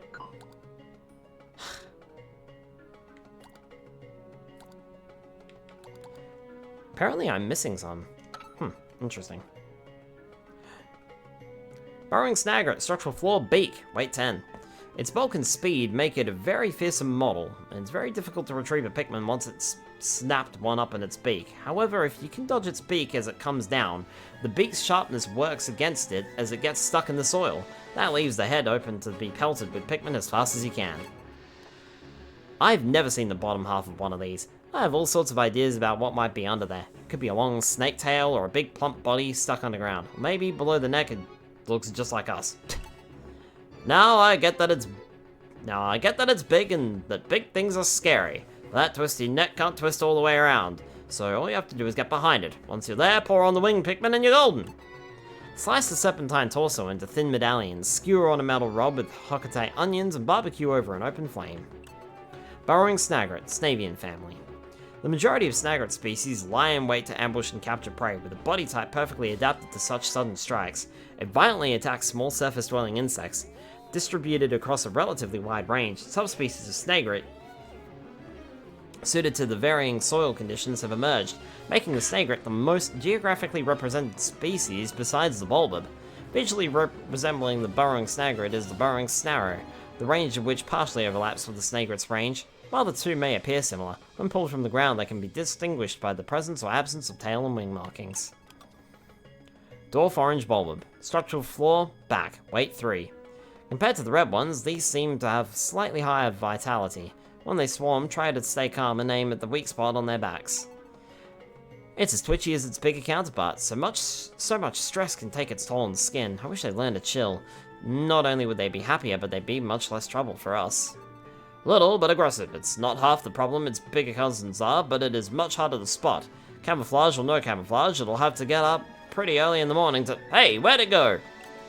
Although difficult to prepare, this exquisite creature is more than worth the effort. Great in fajitas. Fajitas? No idea. Dwarf orange bulb, redbug family. Just as dwarf red bulbs mimic the appearance of normal bulbs, it was theorized that an orange bulb mimicking variant must also exist. Recent fieldwork has confirmed this theory. Scornet Maestro. Structural flaw, weak hide, weight 10. Takes real charisma to command such a large team. It's a lot like our captain that way. For instance, maybe not. I like to listen to that pretty sound while I eat some fruit. It looks to be well taken care of by the surrounding little bees. I envy that. I suppose I've only got Alpha and Captain. I could only do a half of what I want. The Maestro leads a whole swarm of Scornets flying in perfect military formation. My leadership over the Pikmin might not be that tight, but we do okay. I put my whistle up against this gal's harp any day of the week. Slice thin, fry until golden brown, and serve when cool. Sprinkle the crumbs on the top of a creamy clam chowder to give it a little kick. Scornet Maestro. Hunting Peck family. Known for its striking lyriform mouth, it does not settle at a particular nest but migrates across the waters in search of food. In the spring, the Maestro awakens from its hibernation. Before the advent of summer, she travels with the male partners to the cooler climate of the mainland, where food is plentiful. The male is smaller than the Maestro, with a white body and blue feet, back, and tendrils. It has no wings, and thus cannot fly. The Maestro secretes a pheromone to control workers to carry out its commands, which it issues via complex musical cues. When the Maestro is no more, the listless and directionless workers perish along with the rest of the colony. Sputtlefish. Structural flaw, soft hide, weight 5. Its tentacles are designed both for locomotion and to spray an obscuring jet of ink to cover its escape. Pikmin tend to panic when soaked in ink, so bail them out quickly. But you also have to chase after it quickly with any blue Pikmin you have on hand, or it'll regenerate the damage you dealt. Though it's almost a shame to defeat it, since it's so beautiful in motion. It's like a flower that blooms in water instead of earth. So elegant, so beautiful, so hungry for Pikmin. I guess every rose has its thorns. Maybe it's something to do with the low friction down there, but all these underwater creatures are so slippery. The black ink it spouts whenever it feels threatened probably contributes to that, come to think of it. Drain ink can reduce until thick and aromatic. Add meat. Simmer in the ink sauce until tender. So good you'll have to go back for seconds. Sputtlefish, Squirtler family. Achieving a translucent look without iridophores and featuring 2 tentacles instead of 10 are the signature characteristics of the Squidler family. Its radial fins, resembling the petals of a flower, lend it a certain beauty as it swims, making it a popular ornamental pet. It can heal light abrasions and cuts via photosynthesis through its symbiosis with Xanthella. So if you engage it, be sure to finish the job. Puckering Blino. Structural flaw, weak hide. Weight 1. They swim in schools. Not only do they hunt prey in their own habitat, but they can jump out of the water and go for prey in the air too. I hadn't expected to see them operate in such different environments, but now that I have, I'm definitely taking notes.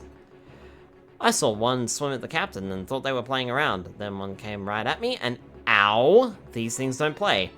You'd better act fast to call Pikmin back if one of these things catches them.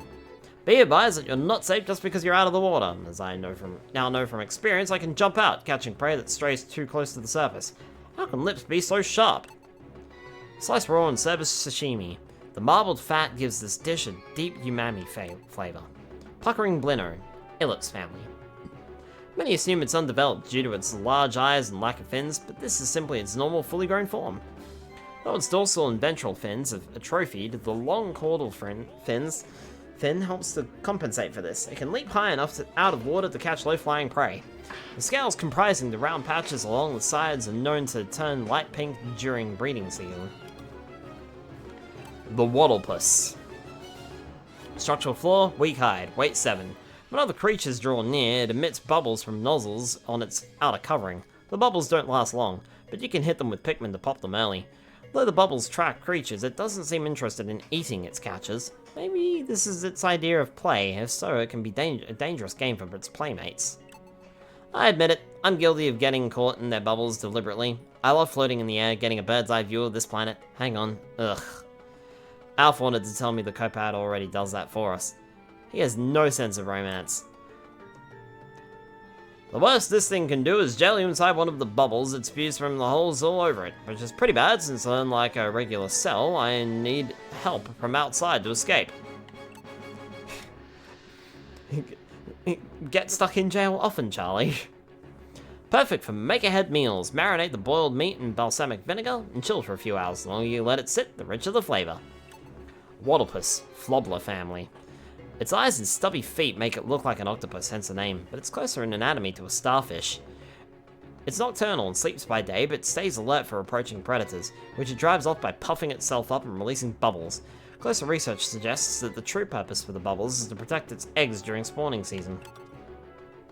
Toady Bloister. Structural flaw, tail bulb. Weight 3. Problem. Sending in Pikmin causes it to spew ink to confuse its attackers. Amidst the chaos, it sends out its set of scratchy tongues to pick off prey. Solution? Ignore the ink. It's non-toxic, it can't hurt you. Stay calm, exploit its slow speed to get behind it, and focus your strikes at its puffy tail bulb. Other notes, its optic receptors are oddly tiny. How can it see anything? I'm positive their tails are a kind of a fruit. I tried once to take it away from the Pikmin and have it analyzed instead of converted to seeds, but Alf talked me out of it.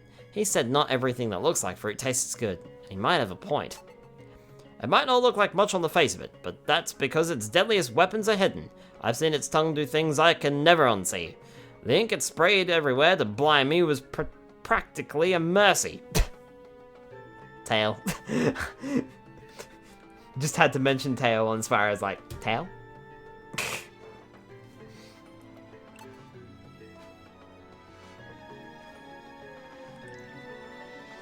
Thank you for the hydrate, Spyro. I literally have my water bottle to do the same.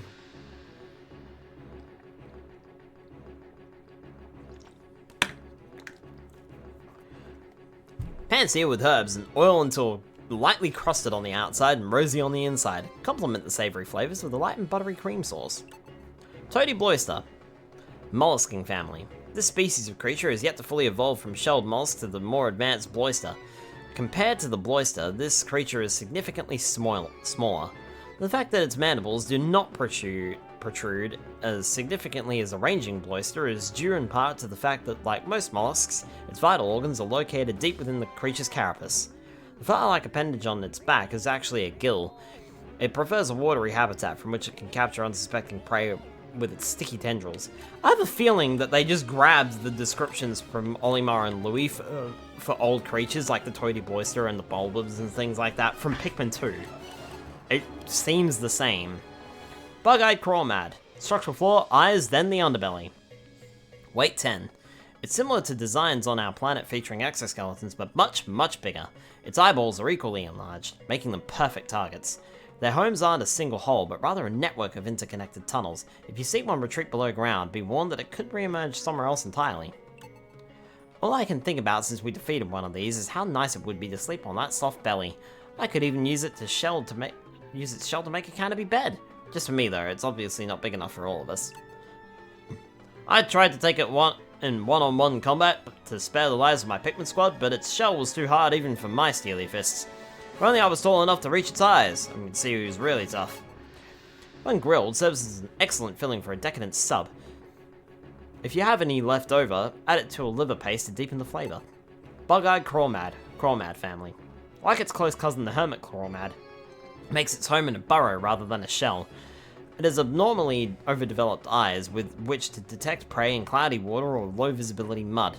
These enormous eyes can perceive circular polarized light, as well as the ultraviolet and infrared ends of the spectrum.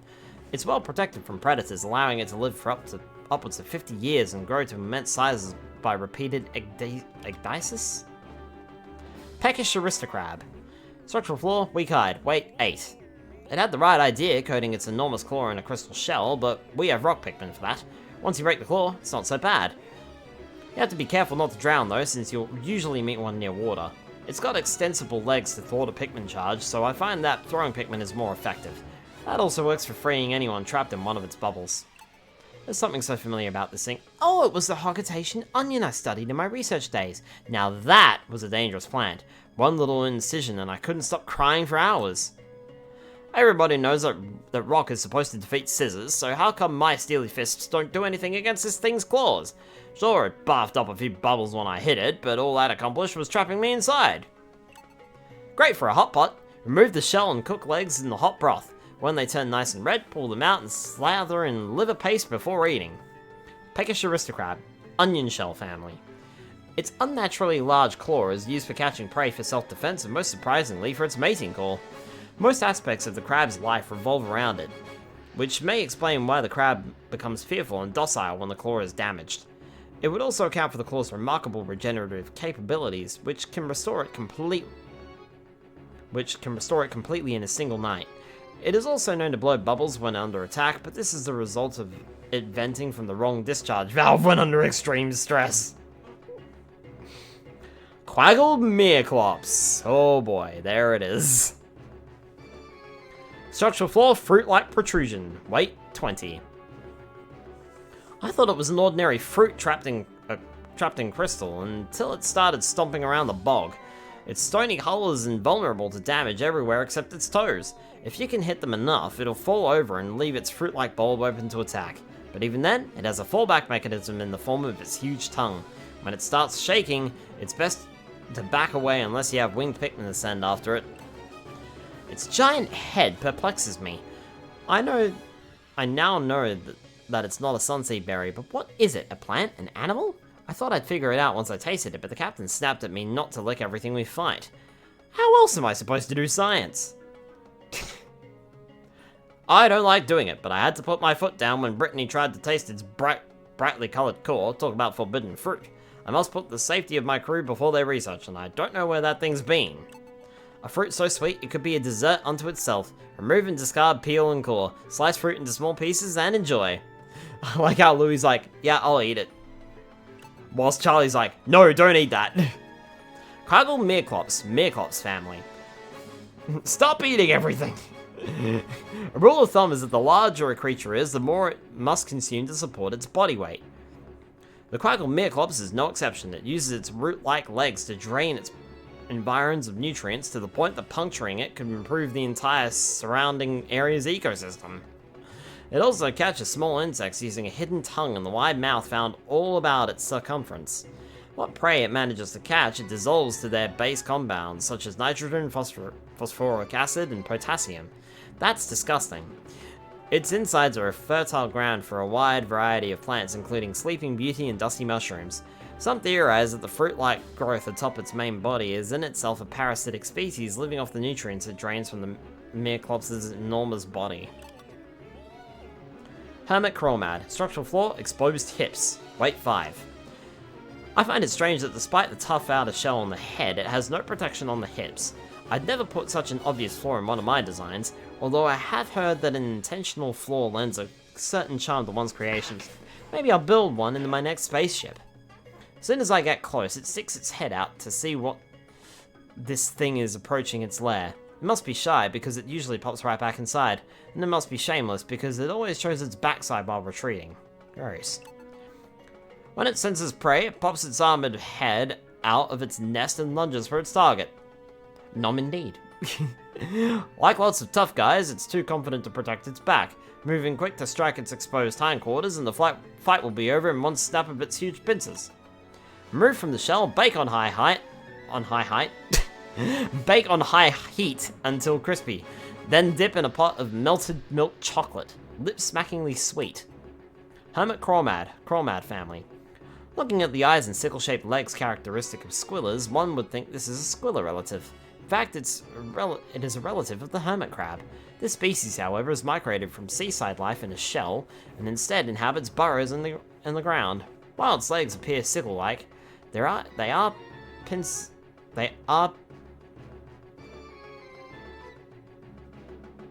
Okay, yeah, okay, I was reading that wrong. While its legs appear sickle-like, they are pincers it uses to snap at its prey. It prefers to feed on small creatures that pass by its lair, dragging them inside to eat them. Red spectralids, structural flaw, weak hide, weight 1. There must be a reason for the color variation between the various models of this creature, but I haven't yet figured out what it is. This one is probably my favorite though. Can't go wrong with red! One of these red butterflies flew really close to me once when I was standing still. I took that to mean I smell as sweet as a flower. It's funny how the ultra spicy nectar it carries doesn't seem to make it any more excitable than the rest of its kind. Maybe it's just better at keeping it together.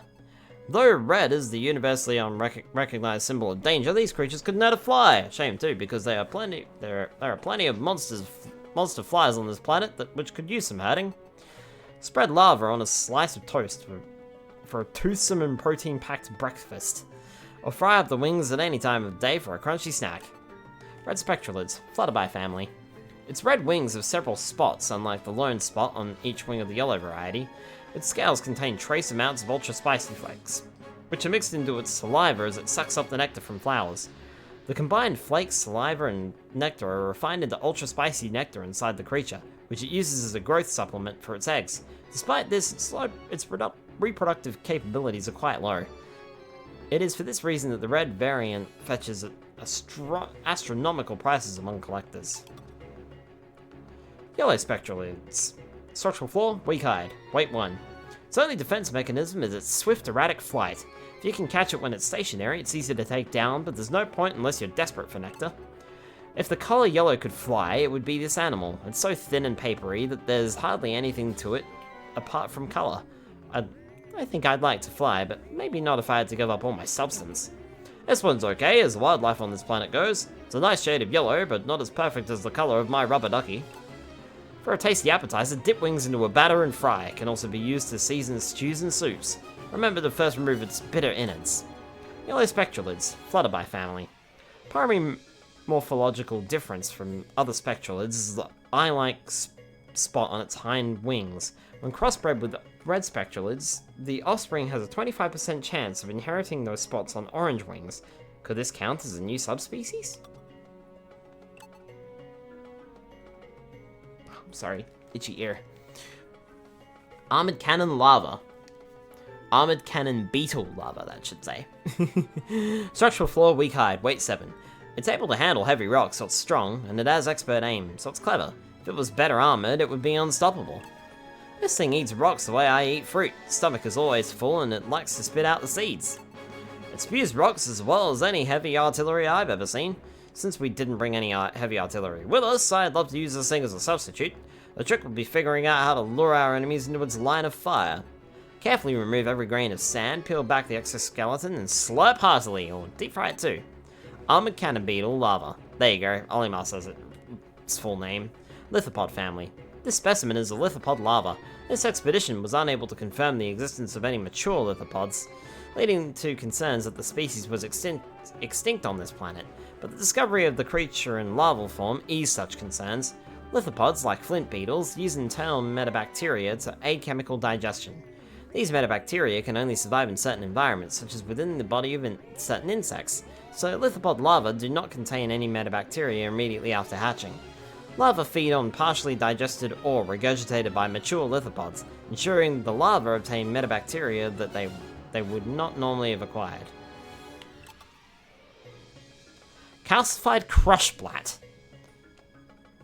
Structural flaw, breakable armor, weight 12. The solid crystal structure covering its torso is both a formidable defensive and offensive mechanism, capable of crushing Pikmin beneath its weight. A bomb rock or an assault with rock Pikmin can easily shatter the crystalline armor, after which it has no ability to damage Pikmin, and no way to keep them from striking its exposed flesh.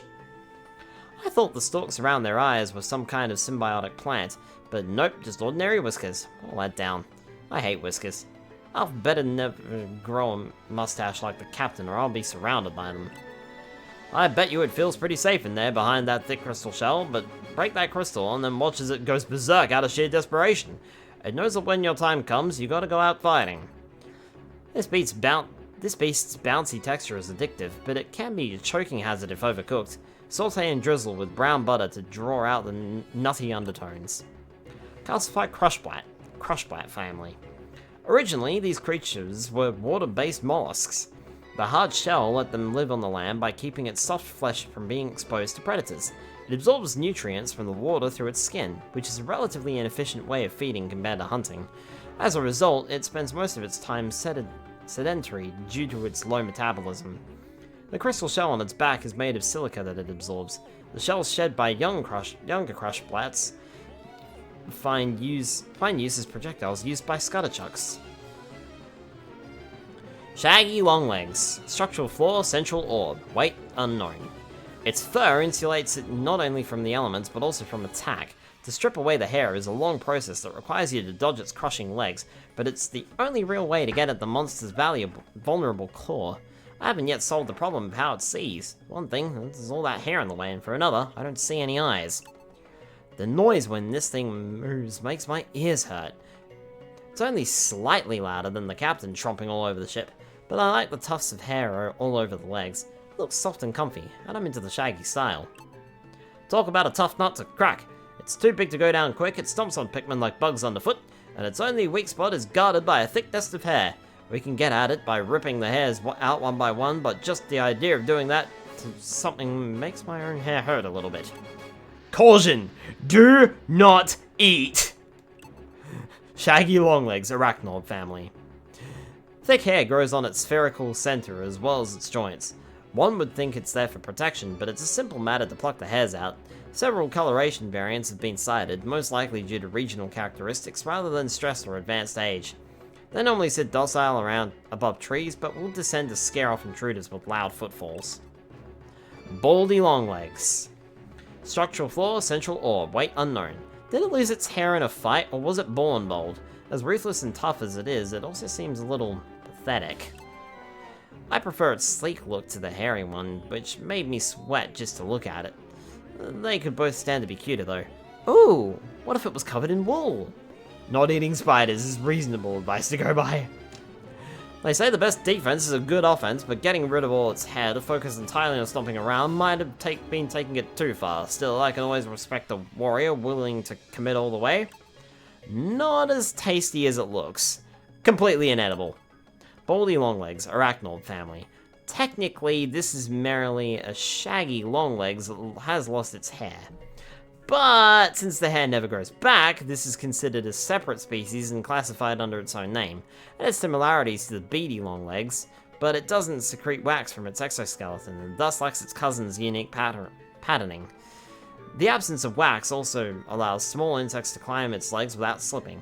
Its central orb splits horizontally, but researchers have yet to determine the significance of this difference.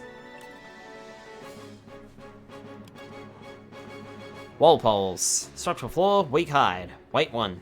It's built for one thing, swimming. On everything else, from engaging predators to environmental awareness, it kind of falls apart. You know the saying, it's more afraid of you than you are of it? This is the only thing on this planet where that feels true. Something about getting close to this creature at all feels like cruelty to animals. Strange how such a scrawny pushover grows up to flatten Pikmin left and right. And again, maybe it remembers being helpless and holds a grudge. I love how Olimar's entries are the most scientific ones despite him being a delivery driver. I know, right? Hi Chazu, welcome on in. Walpoles can be eaten raw, but they're much more flavorful when steamed or grilled. Also heavenly in risotto. Feel free to experiment with this lush ingredient. Walpole, Amphitrooper family. The Wollihop spawns in early spring, laying its eggs on low-hanging tree branches and shrubs growing in or near lakes and ponds. Such unorthodox amphibious behavior is a defense mechanism, protecting the eggs from predation by blue Pikmin and water dumples. The Wollihop's wild hopping near the shoreline in early spring is thought to be a method of driving predators away from the Walpole eggs. We're nearly there, guys. We're nearly there. It's fine. Water Dumple, structural flaw, low speed, weight 5. Its eyes have been lost over time, so it relies on smell to find prey that it can swallow with its huge mouth. It's slow enough to make getting around it for a rear assault a simple job, assuming you can tell its rear from its front. I love dumplings, but the serving size here is too big even for me, plus its skin looks too tough and rubbery for me to dig into. Pass. That stunt where its watery stripes blend into its environment, making it almost invisible, won't work on me. You don't get to be an old hand at missions without seeing through cheap tricks like, hey, where'd it go? Deep-fried dumples without batter for all the flavor with half the fat. Water dumple, grub dog family. A resident of freshwater pools and marshes, this aquatic creature regularly feeds on insects that land on the surface of the water. It shares a nearly identical skeletal structure with its close relative and terrestrial cousin, the bulbub. This may offer clues to its evolutionary origin and suggests that it only recently immigrated to an aquatic habitat. Skeeter skate. Structural flaw, weak hide, weight 2. The genius of this design is that it uses its habitat of water to fuel its spout attacks. It can spray 3 times on one tank. Top marks for efficiency. The most glaring downside is that it can't move while it's refueling. You'd think someone would have realized what a golden opportunity that presents to attack. Mostly what this thing does is suck up water and spit it out to attack. I completely hate it. It keeps getting in the way of collecting fruit. I need that fruit now! It's not like I asked anyone to wash it for me first. I've been watching this one, and I have a little theory about how it skates on water without sinking. Ready for this? It's so busy getting from place to place that it doesn't have time to sink. The extremities cannot be used for food, but you can drink the liquid inside for a stimulating aperitif. Skeeter skate. Spitter-spatter family. Spitter-spatter family, okay. It skates on water at high speed thanks to tiny hairs on the tips of its feet. Take that, Charlie. These hairs are coated in an ultra-hydrophobic substance to minimize friction against the water's surface. Its long proboscis functions as a straw to take in water, which is stored in a reservoir on its head, as well as to spout it as a weapon against small insects. While taking in water, it also takes in microscopic plankton, meaning that its prime means of defense is also a feeding mechanism. Shearwig, structural flaw, soft hide, weight 1. Seems odd for a flying creature to make its home underground, but that's what these insects do. When they sense motion, they surface and take to the air immediately, and attack from above. It doesn't look like it can fly, possibly because it spends all its time under the earth. Maybe all it needs is to cut back on its diet and exercise more. Wait, what am I saying? I can't ask it to do something I wouldn't. Oh, flying bug, I'll send some flying Pikmin after it. Rookie mistake, I can see why you'd think that, but the best Pikmin for the job is a rock Pikmin. These bugs are so lightly armored that one hit can take them out. I could even use my steely fists, but that would just be overkill. Grate this beast into a zest, and whisk with sugar, cream, and chopped dark chocolate for a lusciously indulgent mousse that's a true culinary coup de grace. Shearwig, Mandiblad family. Unusual for their genus, flying mandiblads have retained their wings. However, only the adult males of this species can fly. Females of this species spend most of their lifespan underground. They do emerge for a period after maturation to spawn, but they never metamorphose. Watery blowhog. Structural flaw, inhaling period. Weight 5. Holding large amounts of water inside itself isn't as eyebrow-raising as spewing fire, but I consider this to be the better design overall. Water is more easily and safely stored than flammable gas, and it has uses other than attacking. Despite this difference, it's vulnerable to the same trick, having the right type of Pikmin. Al tried to convince me this animal has all kinds of uses. It could be a shower, he said, or a spaceship wash, or an emergency fire control system. I told him we had all those things already, and it was like someone rained on his parade. The water this one spews isn't too bad if you ask me, but the Pikmin don't do so well in it. At least most of them don't. That's what a captain is there for, to be an umbrella to the downtrodden. This beast's unrivaled moistness gives it a melt-in-the-mouth quality that's incomparable. Watery blowhog. Blowhog family. A variant subspecies of the fiery blowhog, the watery blowhog lacks several of the dominant genes necessary for the production of fire-producing catalysts and thus expels jets of the non-flammable liquid. This subspecies appears to have only recently evolved. However, the hereditary traits of this variant are dominant and highly robust, so its population is rapidly increasing. Here we go! The final one.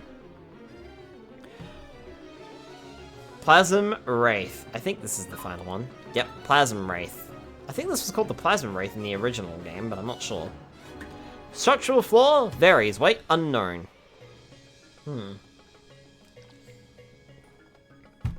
Thank you for the Hydrate Spire. I think I need it. What a marvel this creature is. Constantly adapting to new threats, it can manipulate fire, water, electricity, and its own body to form wings or an armored carapace. Oh yeah, that's right. It did fly, and that was when you should use your wing Pikmin on it, so yeah. And then it just uses, like, fire, electricity, water, and a crystal, so. Take several squads of Pikmin on frequently rotating duty to keep up with its shifting nature. How I wish I could construct anything so effortlessly flexible. Its attacks leave behind little pieces of itself, so if you can eliminate those before it reforms, you can wear it down little by little. Wow, it really did not want to let go of Captain Olimar. Is that butting into species romance I smell? Anyway, I bet that gunk would make for some good lotion. I should have bottled some up so I could sell it back on Kopai. This thing doesn't know what it wants. 1 minute it's soft, 1 minute it's hard. First it's big, then it's small. It hunts Olimar but doesn't want to hurt him. We're practically doing it a favor by taking it out. Anyway, that Olimar guy must ooze charisma to get such an alien creature to follow it anywhere. He's a ship captain and I'm just a squad captain, but that still gives us something in common. I ought to be taking notes. Despite its refreshing citrus scent, the flavor of this beast is decidedly dangerous. Plasm Wraith, unknown species and unknown family. This unusual life form consists of an amorphous body around a hard cubic core. The body can shift not only into different shapes, but into different substances. It reminds me very much of the Water Wraith.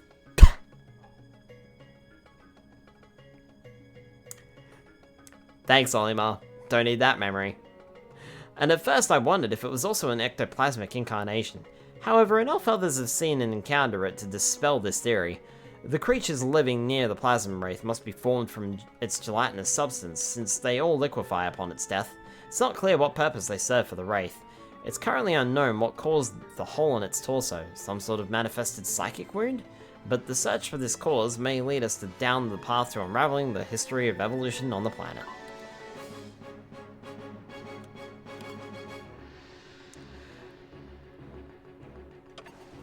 Well, we're done here. Today's final report will not be saved. Do you wish to continue? Yeah. Because it should have been saved anyway. 1 minute it's soft and then it's hard, eh? Just making sure here, it did... Yeah, story cleared. Cool. Cool. Story cleared. Done. Right! Now that I've read all that fucking information and burned a hole in my own throat...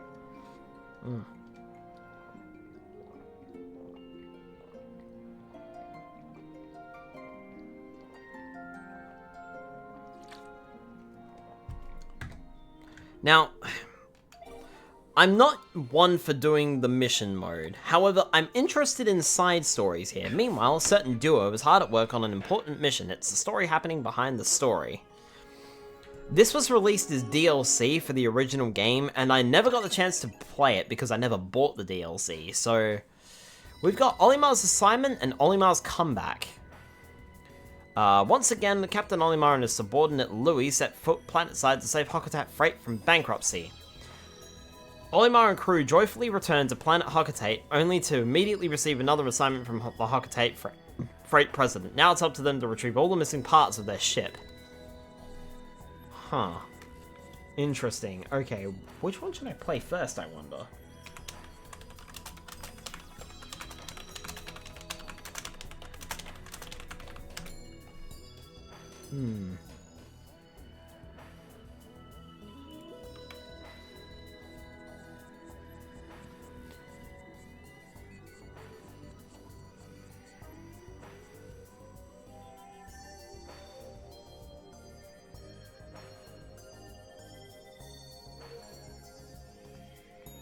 Oh, I see. Okay. So, technically speaking, the game actually recommends that we play through Olimar's assignment as soon as we unlock it.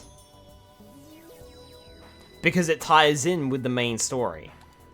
And then Olimar's comeback unlocks after we finish the game. Let's do Olimar's assignment. Just because a treasure... Day 1, Flower Garden. Collect fruits and nuggets. I think this is going to be a mission mode. Or similar to it, anyway. Just because a treasure is buried or hard to spot doesn't mean I won't expect you to grab those two, the President. Alright. Olimar's expedition log. Garden survey. This is Olimar, captain of the SS Dolphin. I've been to this planet twice before already. Archetype Freight is drowning in debt. I'm not saying it's our company's president's fault, because this is an official log. We're here in search of treasure to pay off that debt. And Louis is quickly losing Pikmin. But I know from experience that the local wildlife won't make this job easy. Suppose we better do something about that. Time limit 9 minutes. Keep an eye out for hidden or buried fruits. Collect them all. God, this is gonna feel like mission mode, isn't it? That's like the 3rd time's the charm on this planet. Pikmin haven't changed at all. Oh, that's Louis.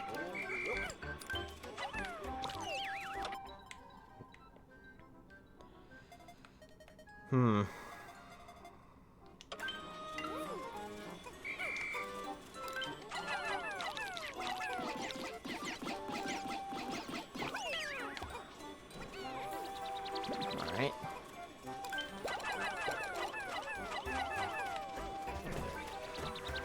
Louis, why don't you stand here and pluck all the Pikmin sprouts whilst I go hunting?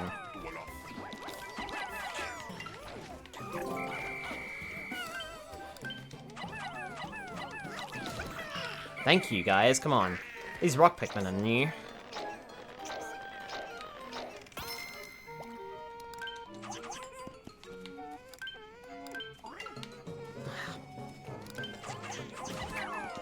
Nicely done.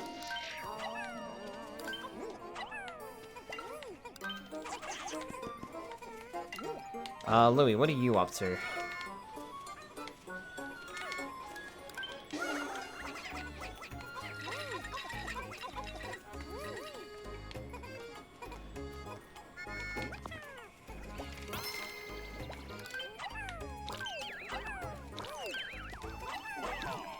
Oh, that's Olimar.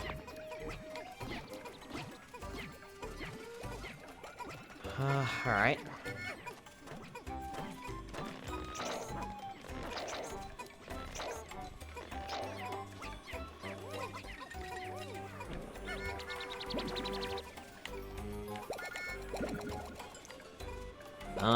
Olimar, you stand here and pluck those Pikmin sprouts, because we're gonna need more of them.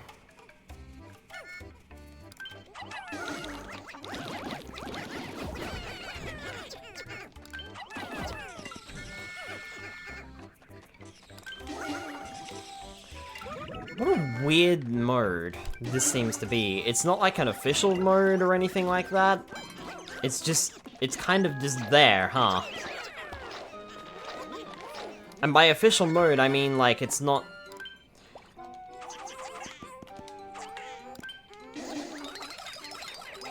I don't know. This is weird. Louis, you may as well stand there. Olimar, you've got these guys. No one grabbed that, I see. You may as well put those to work.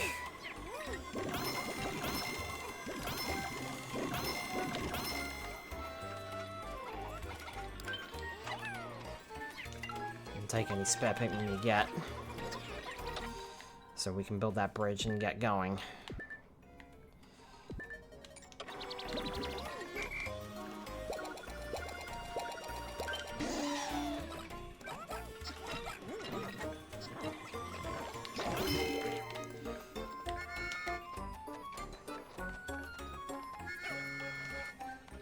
That red Pikmin almost looked like it was riding on the rock Pikmin's back. Okay, that's done. That's done over here.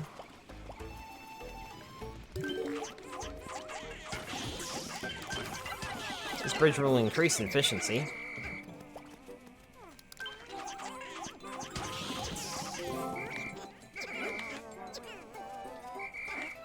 Alright.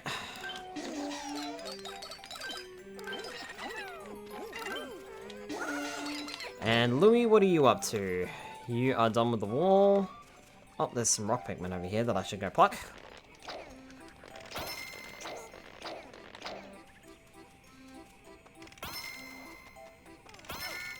Got some more Pikmin here.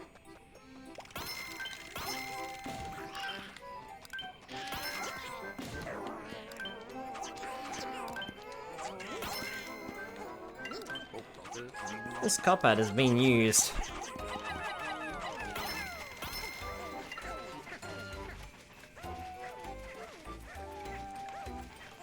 Oh, hello.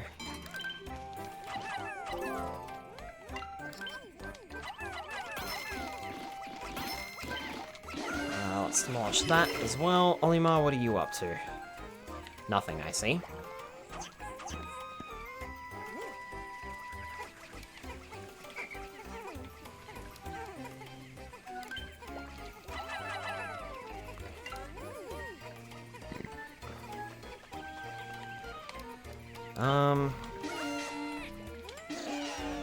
Sure.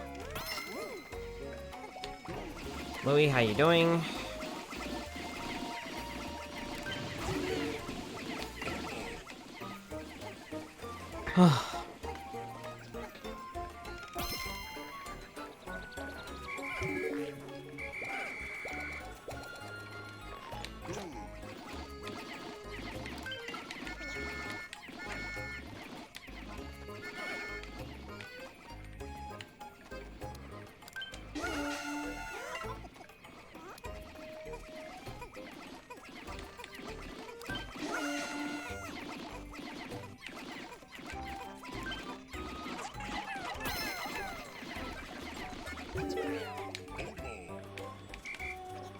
Olimar, you got like an entire squad over here, mate.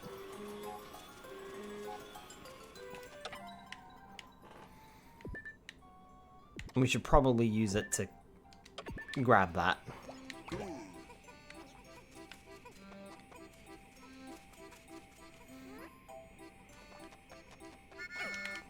Come here, you lot.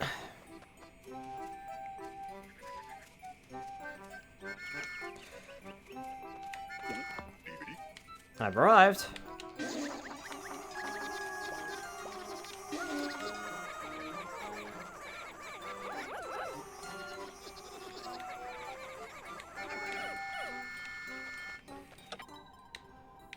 Oh, I've already started transporting it.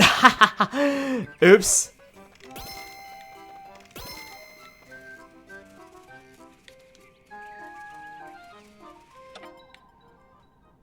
Okay, so we just need to go over there, and that should be it.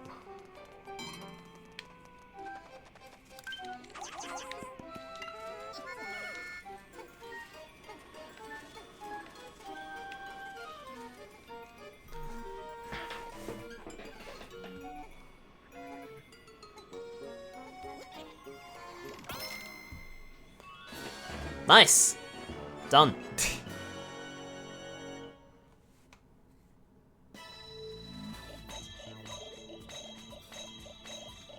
Something tells me, though, they're not all gonna be this easy. I don't know, I just get a bad feeling about this. Words cannot describe how I'm feeling, Your Highness. Please accept this platinum medal and a song written by yours truly. It's been a while since my last treasure hunting expedition, but I found a few choice artifacts. Good to know I haven't lost my touch. The radar's detected something juicy, so we'll investigate that tomorrow. I hope it's something valuable enough that we can finish the mission early. Wonder how many days this will take. You better get all the treasures near the water. I don't care what you have to fight to get them, just do it! Olimar's expedition. Log. Field survey.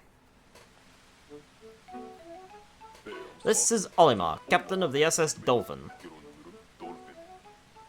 I've been to this planet twice before already. I never tire of hunting for treasure here. I made an interesting find in this area, some sort of key-like object. I should hold on to it in case I find a treasure chest. Unless it's the key to something else. Louie's dying again, I gotta go. I'd better keep my eyes open. I wouldn't want to get bitten between the crabs of this planet and their prey. Well, but their prey is me. Day 2, inside forest. Collect fruits and nuggets. Don't just let those wild creatures pass by unnoticed. They may be hiding some fruit.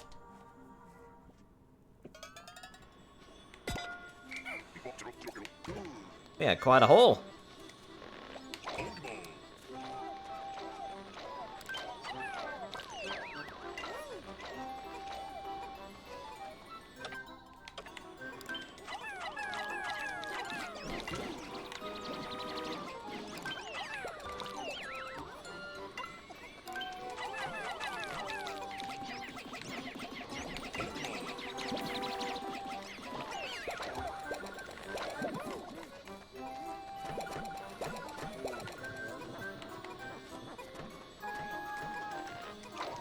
Right.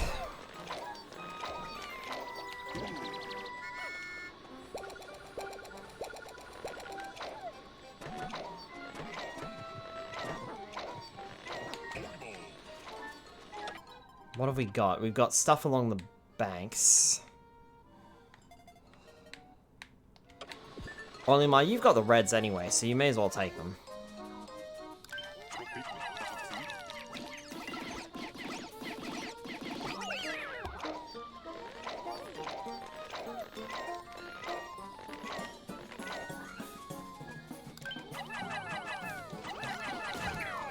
Gotcha.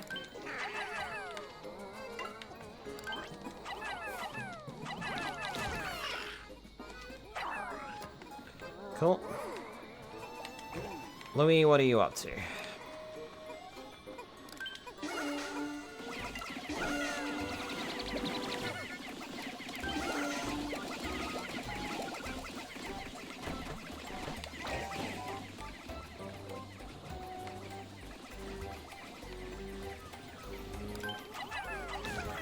I'll sneak around that bulb and grab these red Pikmin over here, I think.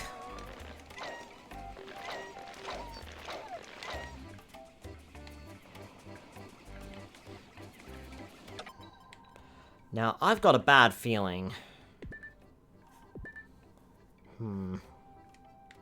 That me trying to sneak behind this bulb is not going to work. Olimar, I'm going to have you go back to Louis.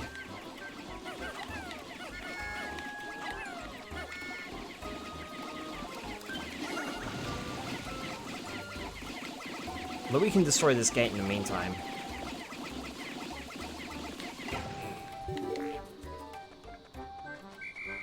Nice job, Olimar. Right.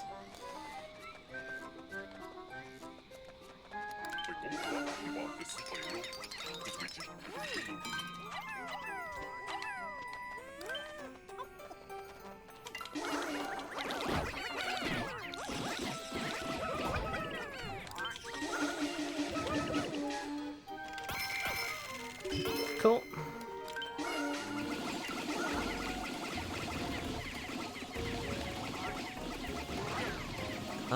Louis, you had...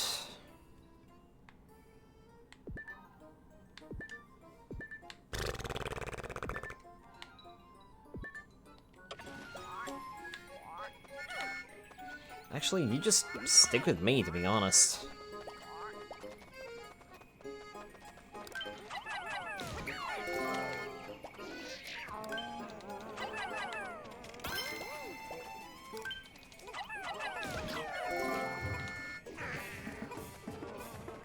Let's get out of here real quick.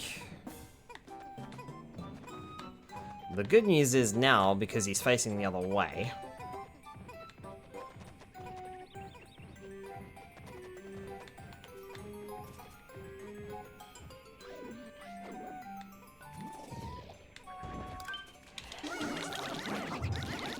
orange is the scariest. No, it's not.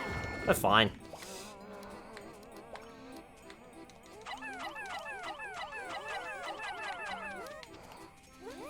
Right.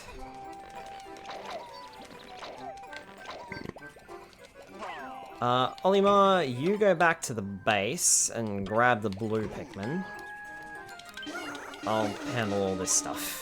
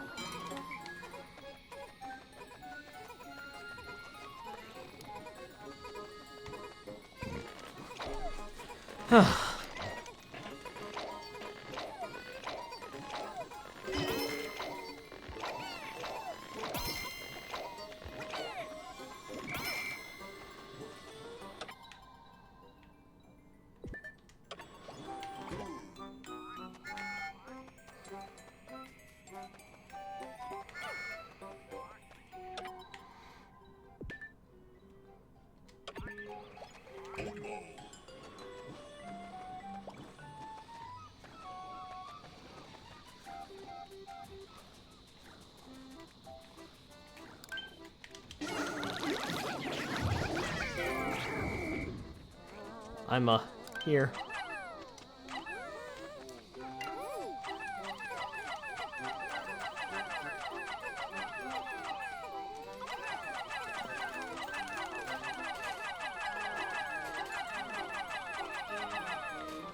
Great, you can take those.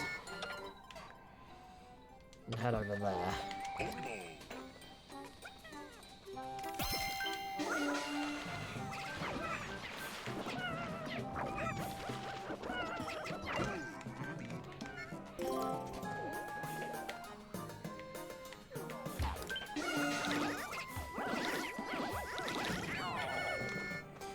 Nicely done.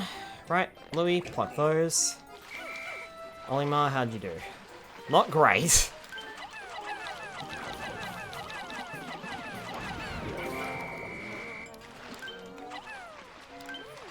Okay, grab those. May as well take that as well.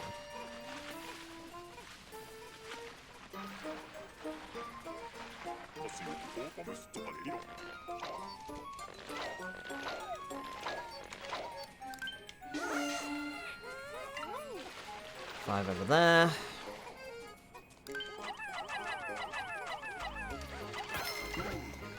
Louis, what are you up to? Nothing, you can't really do much.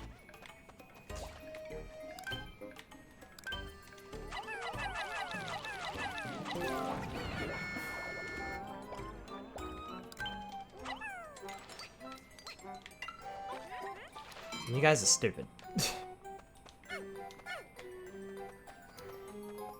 Thank you.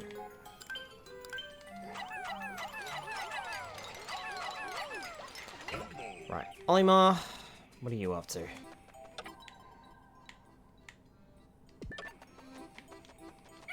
Grab those guys.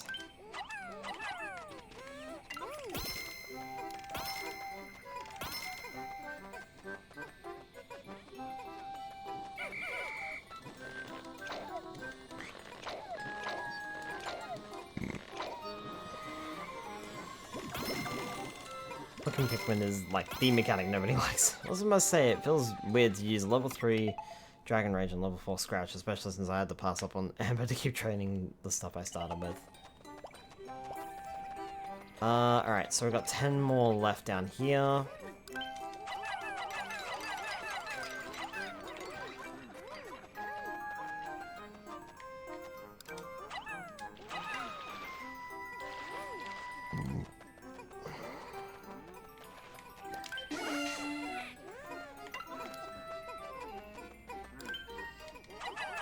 Oh, for fuck's sake.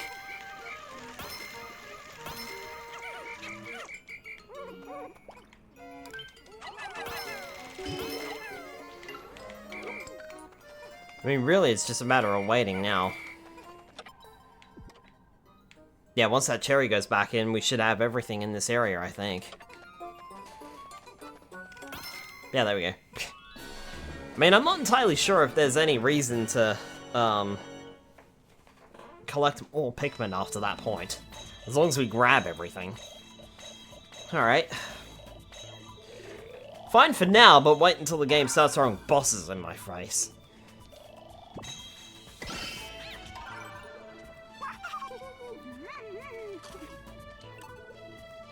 Because you know it's coming. You know there's going to be a boss. We found a key, but we haven't seen anything it might unlock. I was hoping to pick up a small souvenir for my son, and this may be just the thing.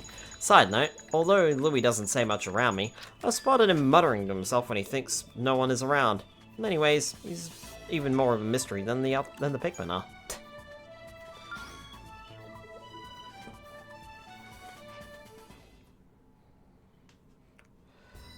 There's treasure to be had on land and on water, and I want it all. Oh, and don't bother waiting around for the lily pads. The water's not flowing. Find another way. Olimar's expedition log, river survey. I suppose there's going to be a survey of every area. This is Olimar, captain of the SS Dolphin. I've been to this planet twice before already. I never tire of treasure hunt. There. I've traveled far and wide across this planet during my several trips here.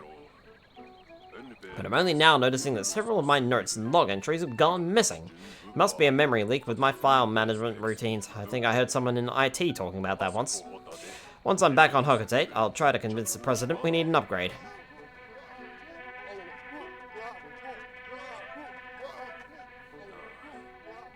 Maybe I can get an upgrade to my partner while I'm at it.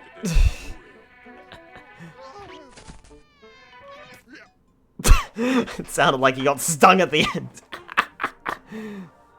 Collect fruits. River. Gather that fruit in the water, too. Louis isn't a mystery, he's just evil. I hear a river nearby. Hopefully there'll be some blue Pikmin there.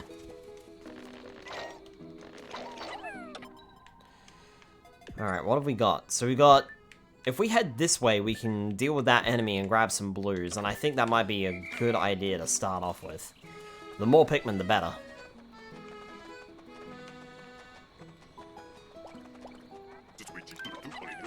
If only the lily pads were moving. It'd be much easier around them.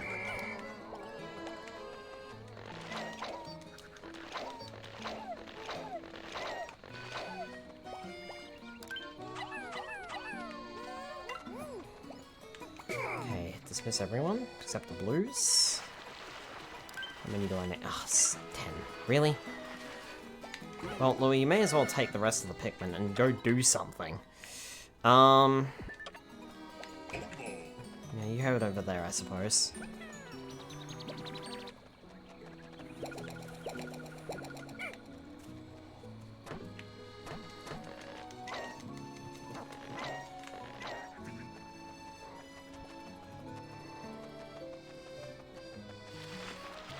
Pikmin on this.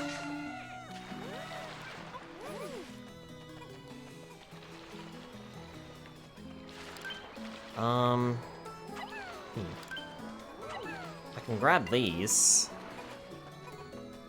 without getting attacked, so I may as well.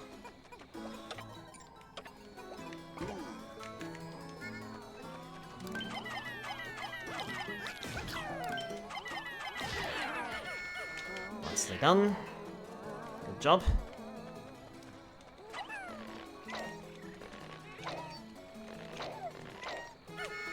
Come down here, you little rat fink.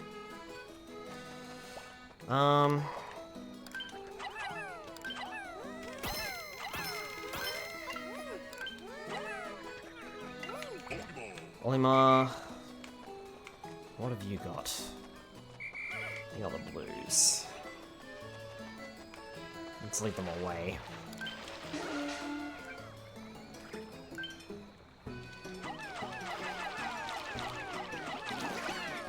Nicely done. Okay.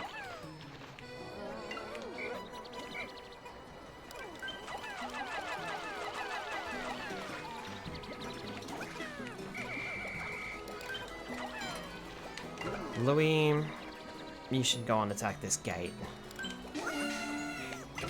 And Olimar, you come with me.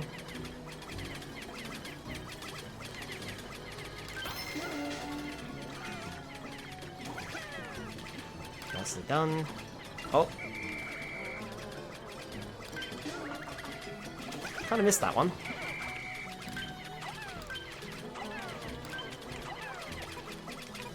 Right, Olimar.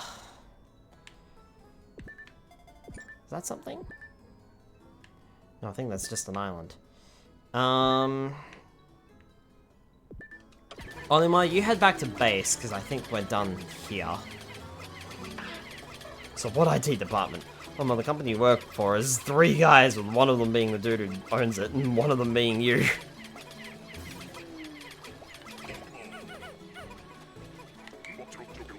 Location complete.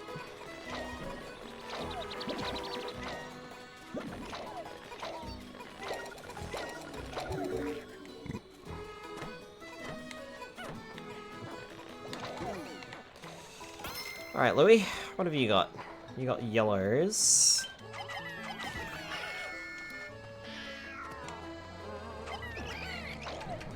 Oh, that was handy. Well-timed attack, that.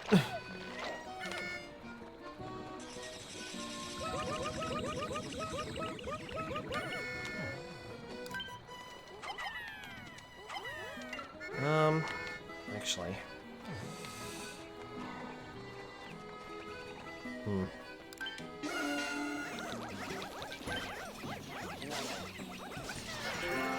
There's two. There are two.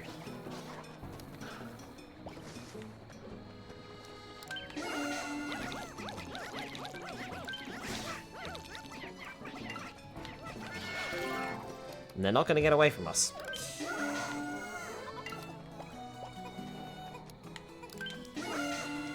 Why don't you do that? Can you go that way, guys? Yes, you can. Okay, cool. That's fine then.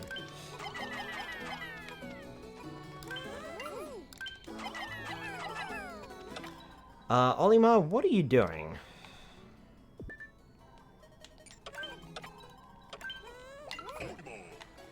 Aside from standing there.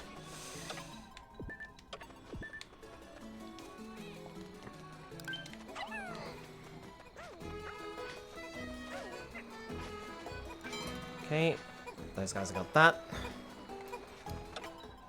And then I think it's just the grapes, and that's about it. I think I've done everything.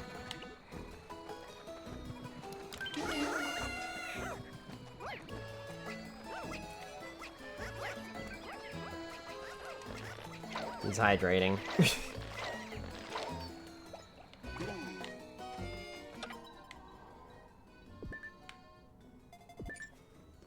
I suppose I will hydrate, Spire.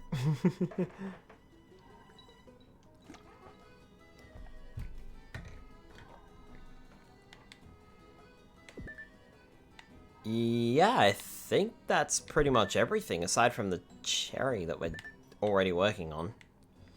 Everything else is pretty much done.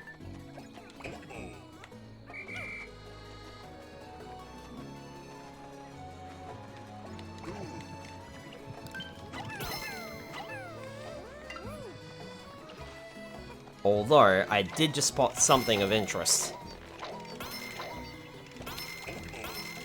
Olimar, I need you to dismiss everything except the blues. Louis, you're with me. Olimar, dismiss all except blue.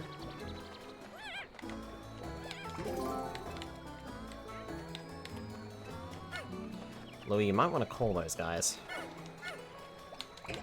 Olimar, you come this way, please. I think I know what I might be missing. And I think I've got enough blues to do it.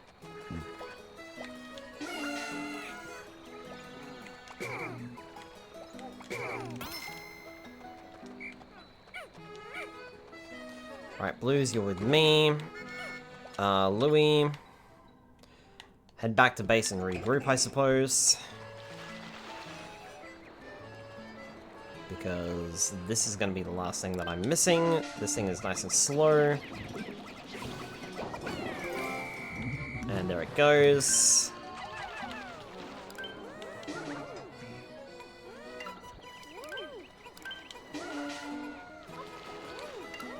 There we are. That should be everything. I figured that might be the case. I can hear Louis plucking Pikmin over there.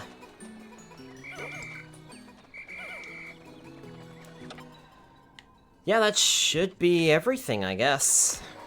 Looks like everything. We just have to get these two back.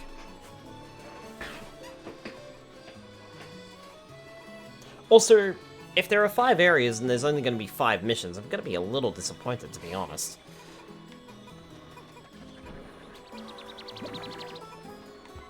Considering these were originally DLC, like... How much did you have to pay for these? Hopefully not much. That's all these are. I'm sure I've seen this screen somewhere before, to be honest. But I think it might have been someone else's playthrough. With Louie's help, we've collected a pretty good treasure haul so far. Just wish he'd stop eating every fruit he sees. We have to work harder on finding some truly valuable treasures. The sooner we hit our quota, the sooner I can get back to my wife and kids on Hockatate.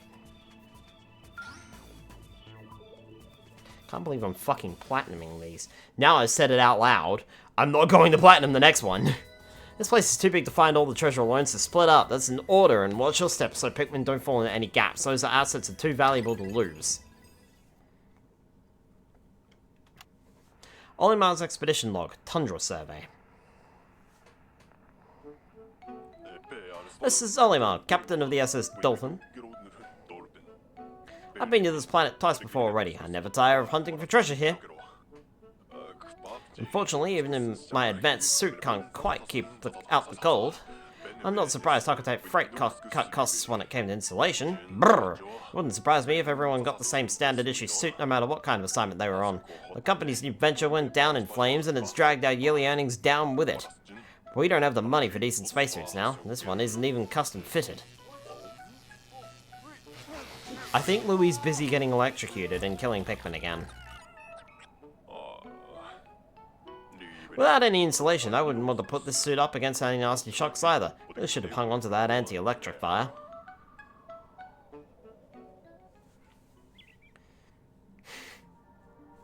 "12 minutes. Collect fruit and nuggets. Be sure to collect all nuggets and fruit. That includes those that the wild creatures may be hiding."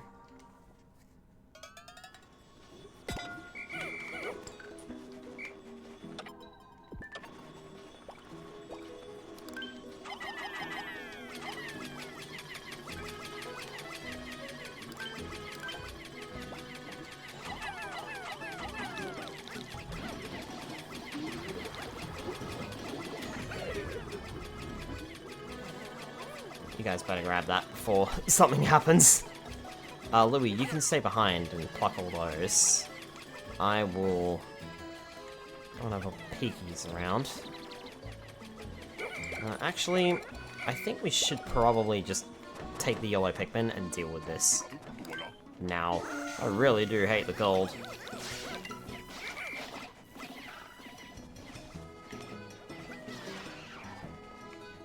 Nicely done, fellas. Why don't you take that as well? Oh, because you can't. You literally can't.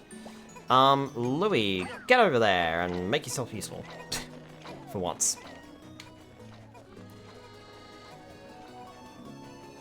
Olimar, you take these guys.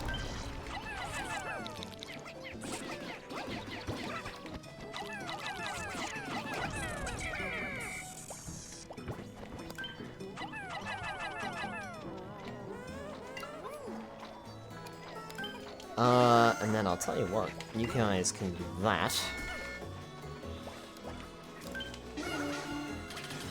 Have the yellows attack that gate.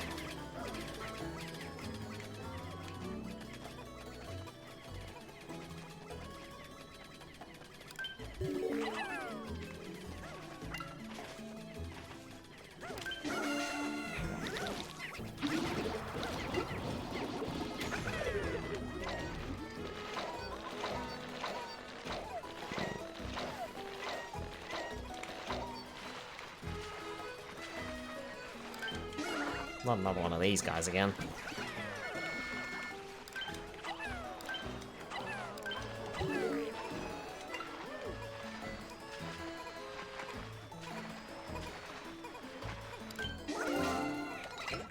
Louie, I'm actually gonna have you wait there until those guys get back, I think.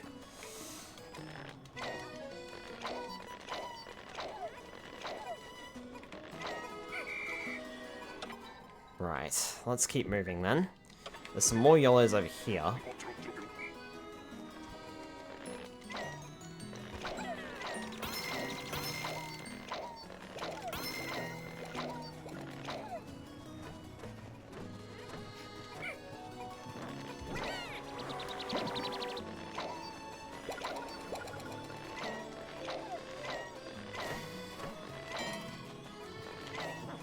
Olimar's got a pretty sizable squad, whilst Louie's got no one.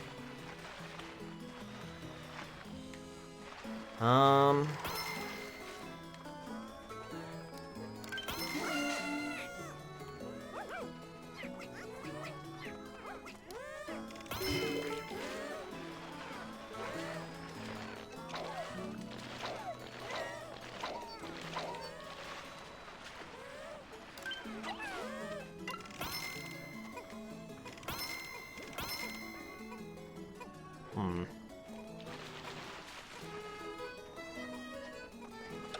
Louis, I think you need to regroup with Olimar for a minute. And Olimar, I think you need to give Louis your blues.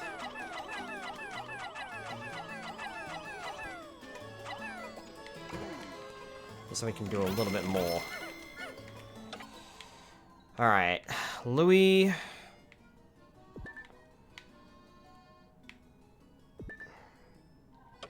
Head over there, grab the rest of those. Olimar, you're with me, you're up here. How did the Kopai guys find so much food on the planet if Olimar already yoinked it all? No idea. Ah, decaying skitter leaves. We can take care of those guys.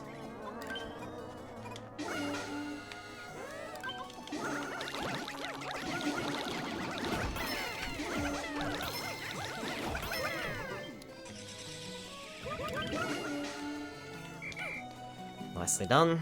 Alright. Yellows. There you go. You got that one. Okay. So... Louis, you need to grab those, like, 4 blue Pikmin, and then you need to keep going through the water. Olimar...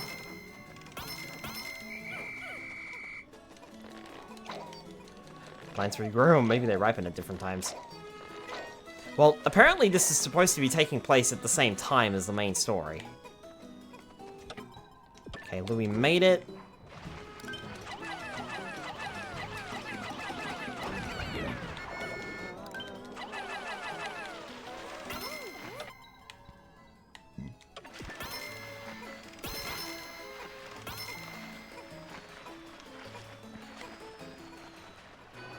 There's another 20 oyster here.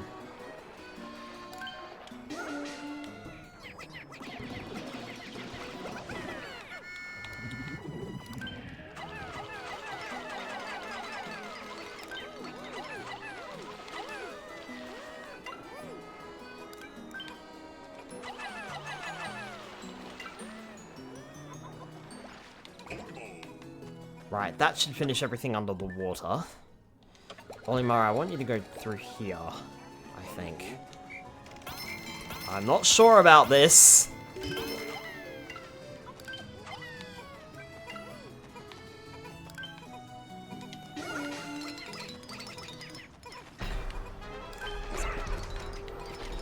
Ow. Just as I thought.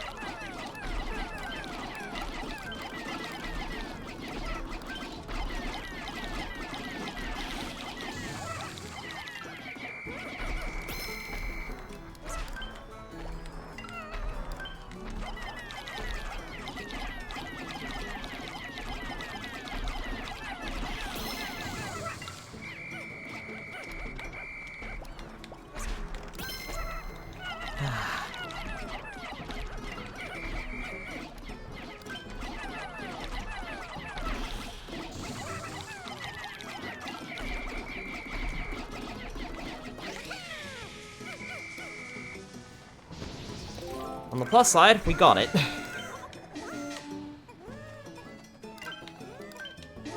Guys, come on, get yourselves organized.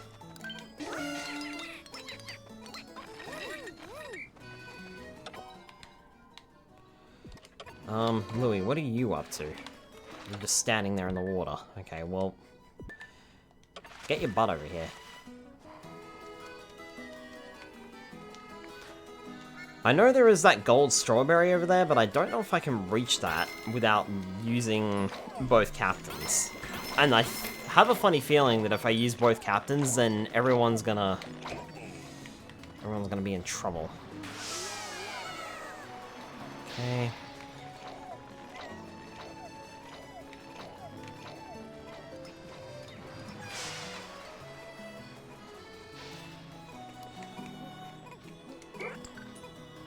Louis, you're with me.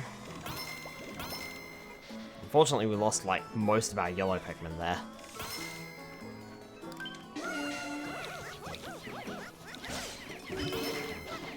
However, there is one thing that I've noticed, and it's that enemies are actually weaker in this mode. Even so.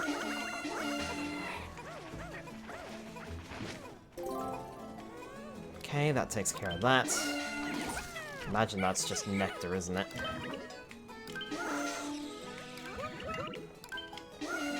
What else have we got? We got that over there.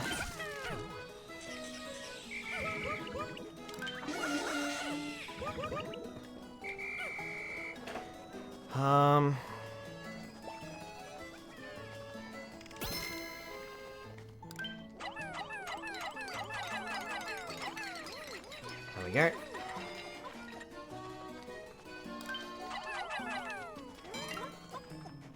Okay, grab you guys. And that should be just about everything, so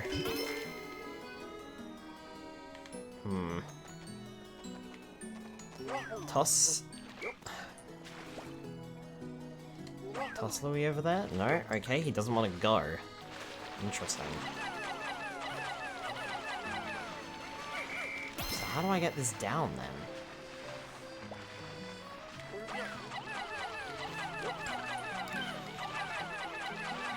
Oh, okay, I can just throw the blue Pikmin up there. Alright, that worked. Okay, wasn't expecting that to be the solution. That should be everything, though, once I've gotten it back.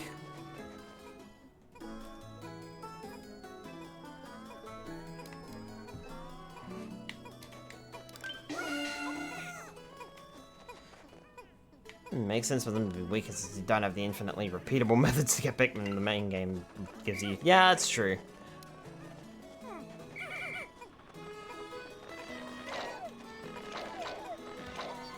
Should be everything, yeah? Yep, everything. Done.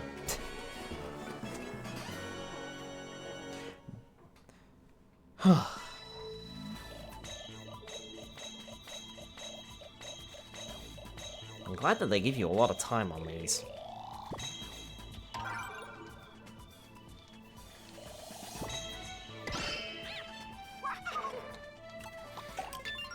Earn a bronze, medal, or better in Olimar's assignment. I've been earning platinum medals this entire time. We've retrieved enough shiny fruits and other treasures that we're just about ready to head back to Hocotate. There's one reading of a huge golden object that's too big to ignore, so we'll snap that up and be on our way. Hold on, family, I'll be back before you know it. Oh god, am I gonna have to deal with the Plasm Wraith? Olimar's Expedition Log Oak Survey. This is Olimar, captain of the SS Dolphin. I've been to this planet twice before already. I never tire of hunting for treasure here. Our survey has revealed a massive golden object in this region. That'll be worth a fortune to the company. My taciturn partner Louis didn't want to come here for reasons he refused to explain. Where did he get to anyway? Well, it doesn't matter. I'll just get this treasure myself and then it's back to Hocotate. Nom nom nom nom nom. That was the last anyone heard from Captain Olimar. Whatever became of Olimar and Louis, perhaps a crew of intrepid Copites will find the answer during their adventure. Olimar's assignment. The end. That was short. I did that in less than an hour. Please tell me that wasn't part of... Was that really the DLC? That was only 4 days? That's it? Jeez. Okay. I finished. Olimar and crew joyfully returned to planet Hocketate, only to immediately receive another assignment from the Hocketate freight president. Now it's up to them to retrieve all the missing parts of their ship. Alright, Olimar's comeback. My name is Olimar. Definitely worth the money. I'm the proud captain of the SS Dolphin. Or at least, I used to be. The ship I fly now got totaled on our last expedition. Thanks to a team of kind Coppite scientists, we got safe passage back to Hocketate.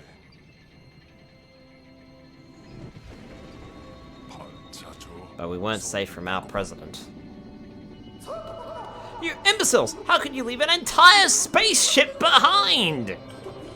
I don't want to see your face around here until you bring it back!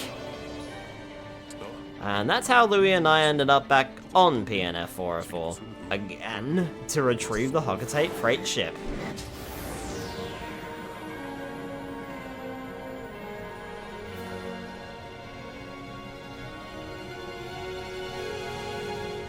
Is this going to be just as short, or will it actually be a bit longer?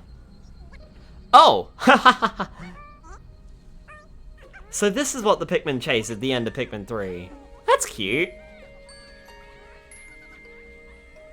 I wondered if that was going to be the case. Hello, Pikmin. Did you miss us? Fuck! Bang!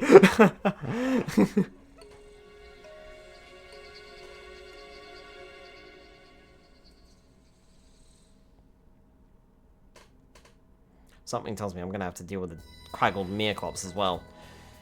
Pikmin Reunion. Collect Pikmin. A real leader would maximize Pikmin gains by exploiting creature bodies and pellet posies. Be sure to align pellet posies with Pikmin colors for the highest return on investment.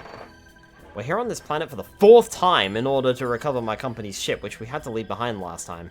But all I really want to do is finish the job so I can return to my family. I'll need the Pikmin for that, but our crash landing startled them badly and they seem to have scattered. My first order of business will be to round a few of them up. Another crash landing. Good job, Olimar. Pikmin Reunion. To increase your Pikmin, you'll need to carry wild creatures and pellets.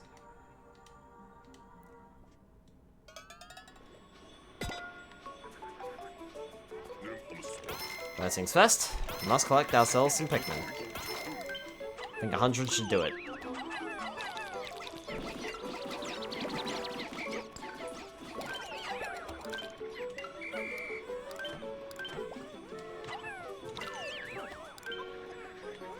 My guy, come on.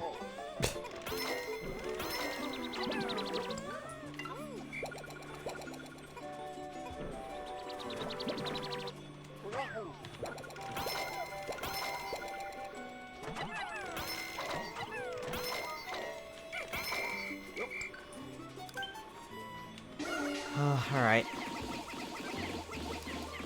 Let's destroy that gate and see if we can find some more Pikmin.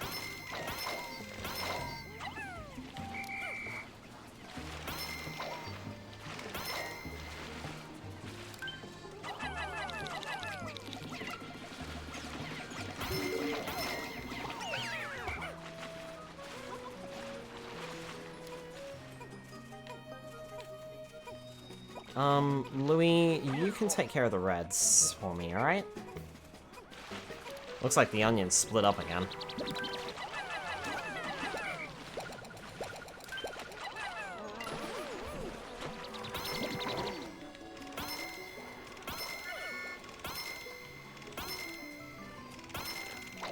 What does growing Pikmin give you money? Is the president selling them off?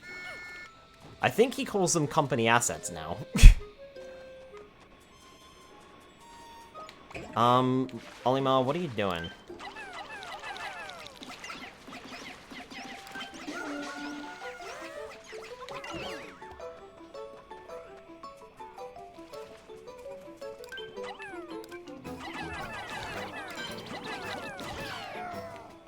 Okay, you guys grab those.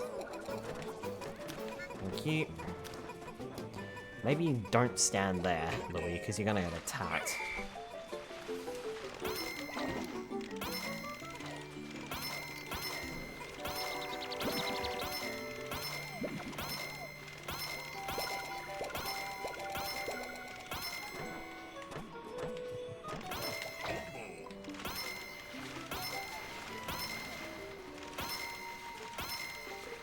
Alright.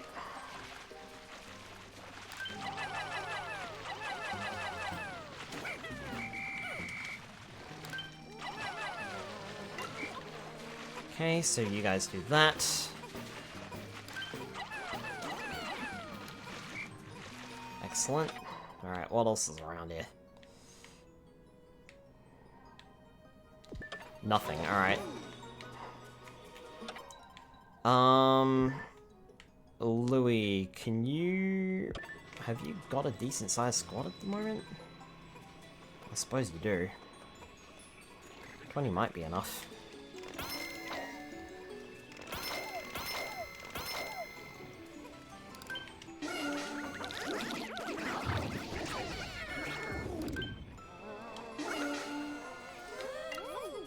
Okay, this is that.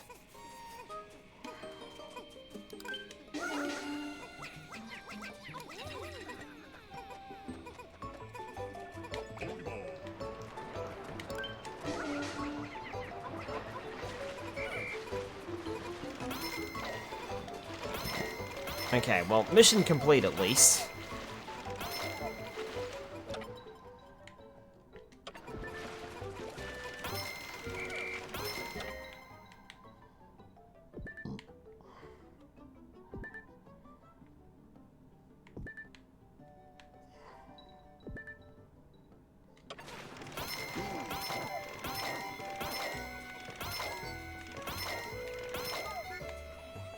Okay, Olimar.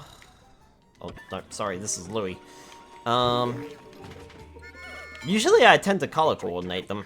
Relocation complete.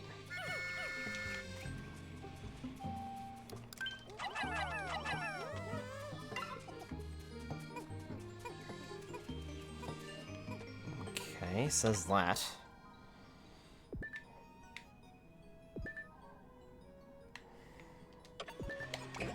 Olimar. There's one thing I've learned, it's that we must investigate every nook and cranny.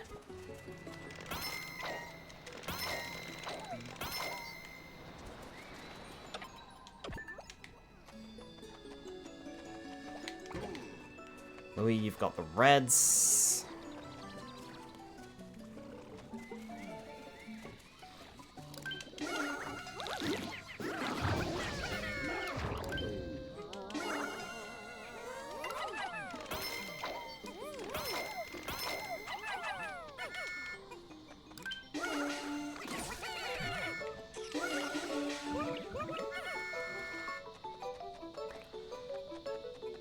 Okay.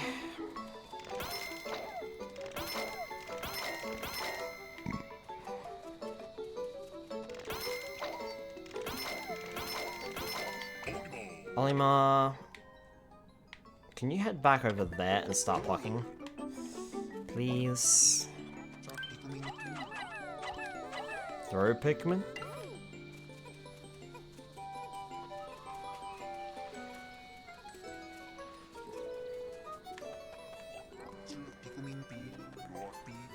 Buried Pikmin, I'll pull out.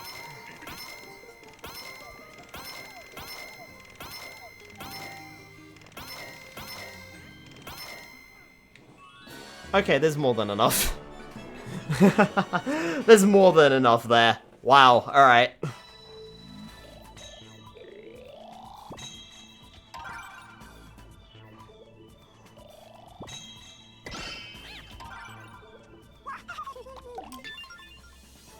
Earned 5 platinum medals in side stories. President's favor. Our landing scared the poor Pikmin, but they've calmed down since. Unfortunately, we miscalculated and touched down some distance from the Onion. I'm not even sure where the ship is anymore.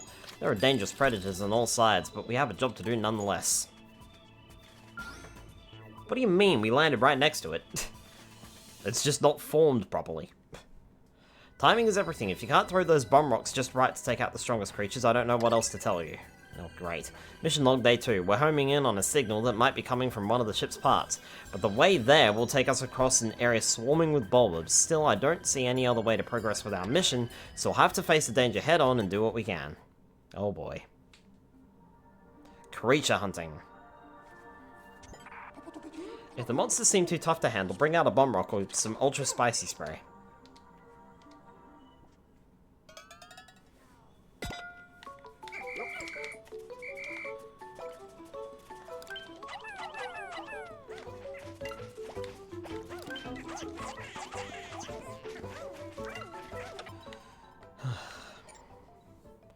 Oh my god.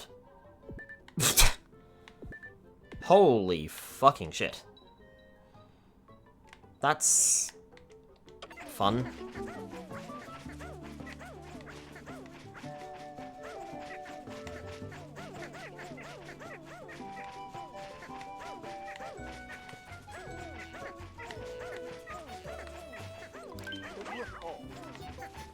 Louis, you are not a Pikmin.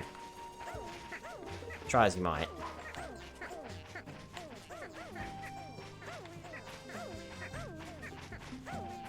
I wonder if maybe I should have attacked these guys first. Ow.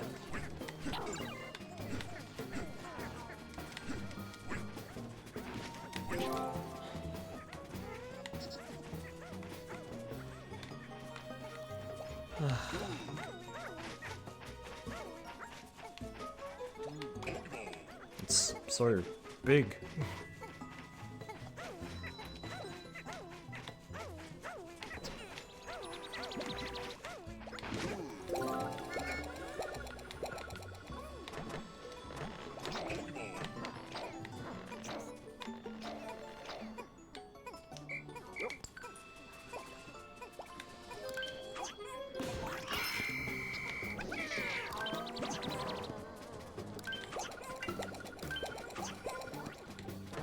No, guys, come on. Get your act together, please. What are you doing? Ah.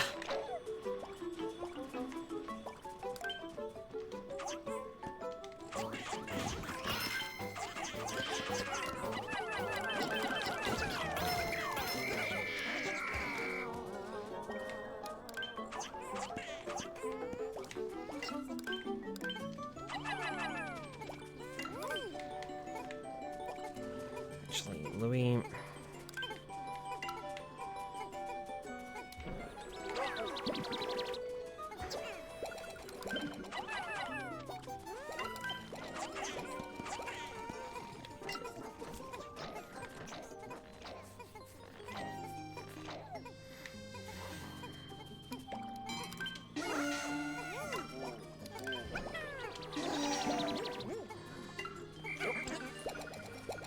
Okay.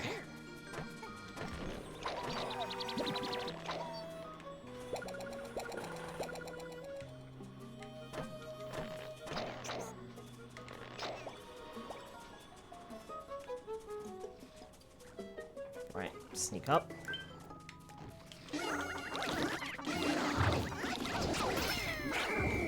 Nicely done.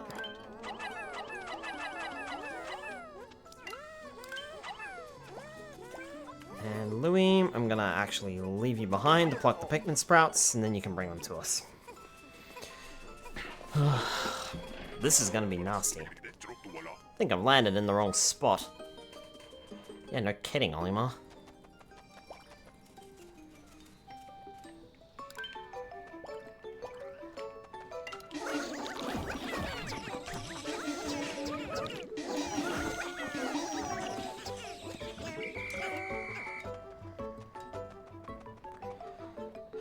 Right.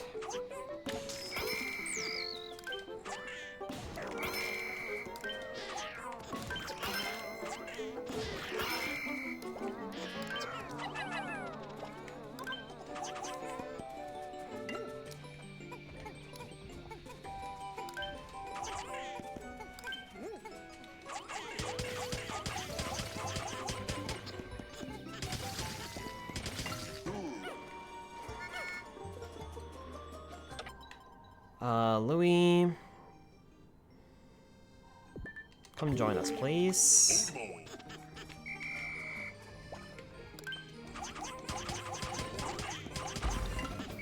Oh, right, it's one of these guys again. Okay. Probably should build up my Pikmin numbers first.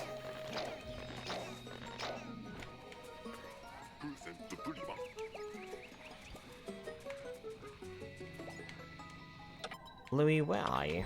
Oh, okay. You're just about there. Yeah, cool.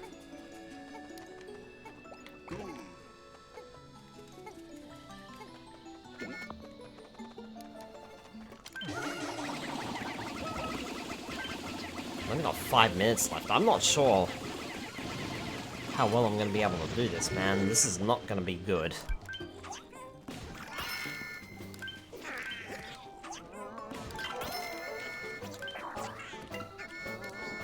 You come here.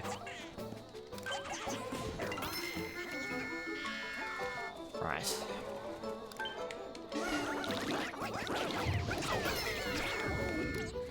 Nice, okay.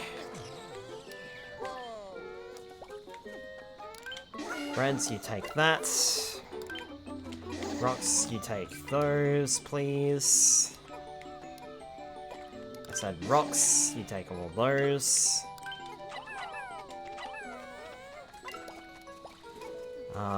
Okay. Olimar.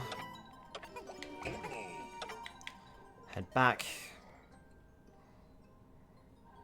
Collect the sprouts, because we're gonna need more help. No water.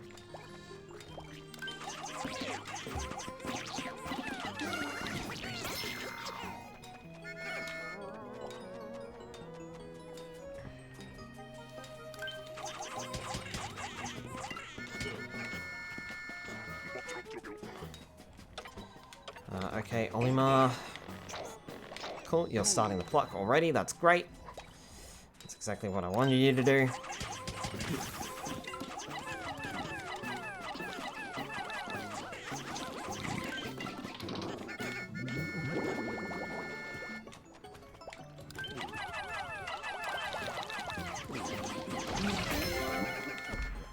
Nicely done, alright.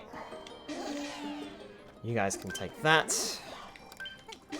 You guys can take that. Olimar.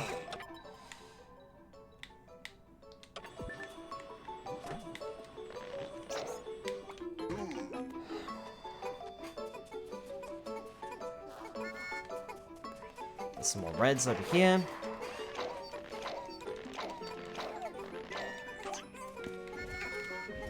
Oh, fuck.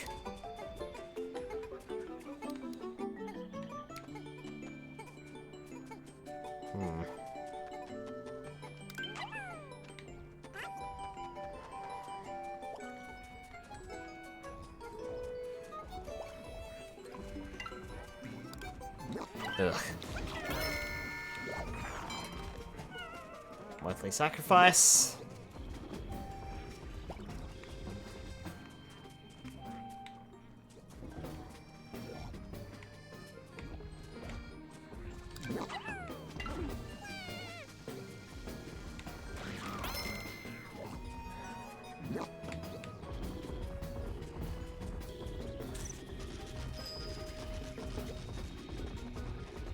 Oh my god. Oh, this is bad.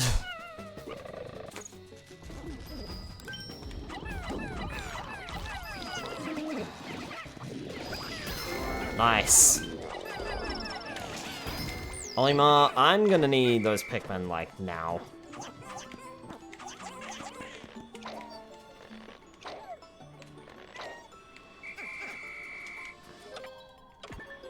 So you better just bring them back.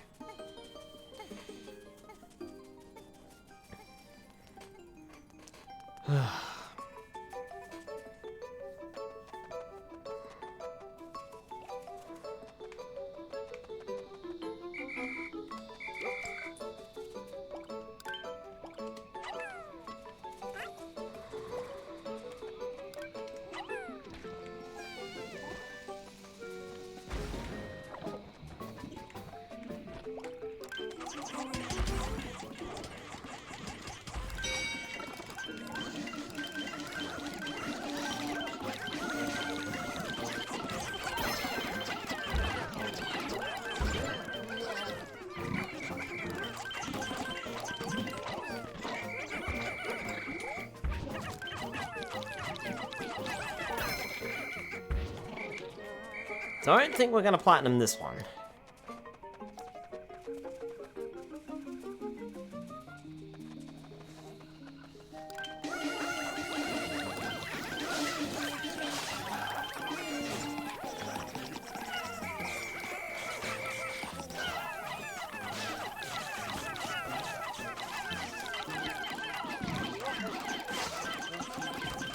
Mayday, whoa!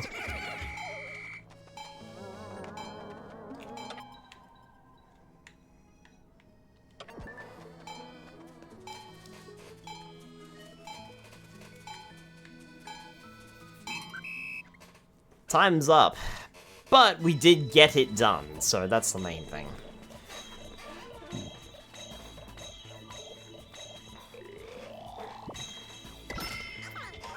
Yeah, we missed a couple of creatures there. Today was nothing short of inspiring. This gold medal is all yours, General. As long as the next stage is available, I don't really care. Well, we didn't find the ship we came for. It's tough to keep the Pikmin safe through the constant attacks from this world's inhabitants, but they do anything for me, so I have to do what I can for them. Besides, I'm not so badly off. I have the benefit of experience, decent equipment, and Louis. With all that, I should be home with my family in no time.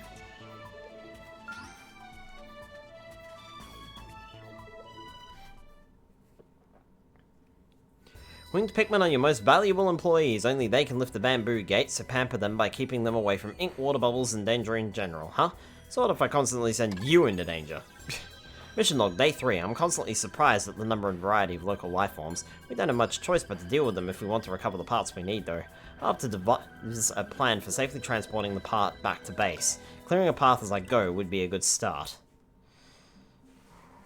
Land, sea, and sky. Time limit 12 minutes. Defeat all enemies or collect all the treasure to earn a platinum medal. Sort wisely and defeat those creatures. You don't want to carry them with you, do you?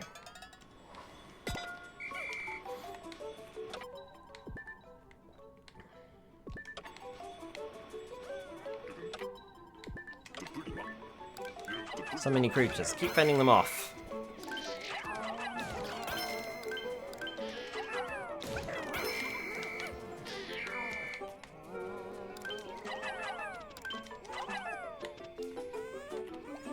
Louis, where the fuck are you? Oh, there you are. Oh,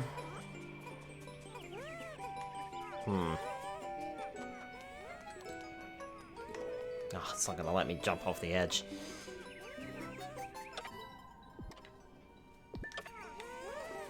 Alright, well, in that case, Louis, you may as well stand over here with the onion.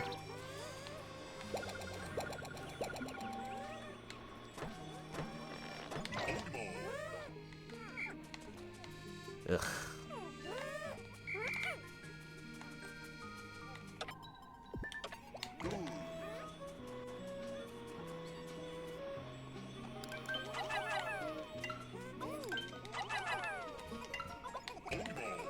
Olimar, you've got 2 Pikmin left. May as well send them over there. Suppose I can't call the blue Pikmin from there, can I? I mean, I can, but then what are they gonna do?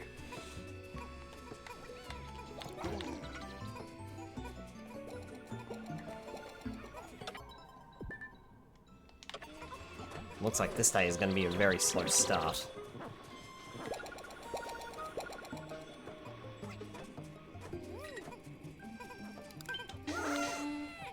You guys get started on that nonsense.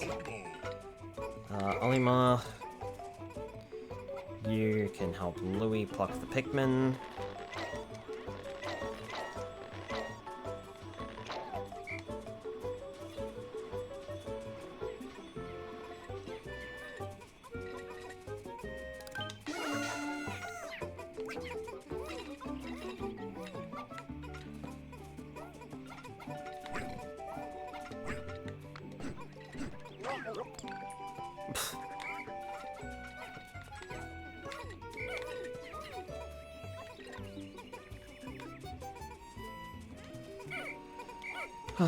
Slow start to this day, goodness.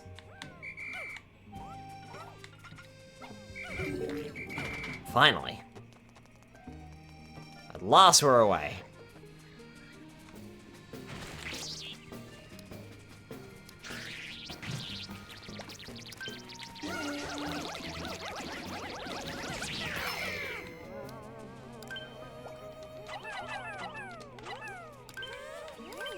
Alright, let's take care of that, I suppose. Louis, you're going in the water. Why? Because I bloody said so. Alright, let's go and discover the blue onion again.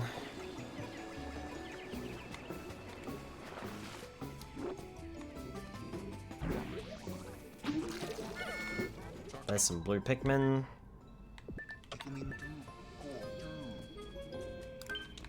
Blue Pikmin, freshwater creatures. Not saltwater creatures? Olimar, you head back to base, I think.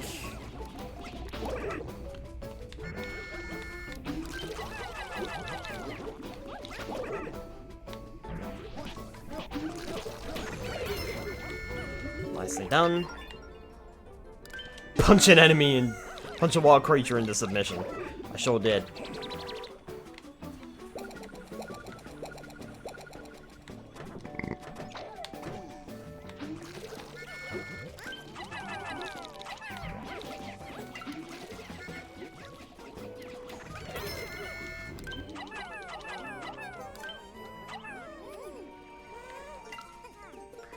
Of course, I moved the one further away from the base.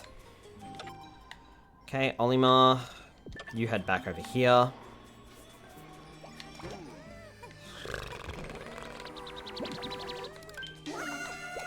You guys grab that.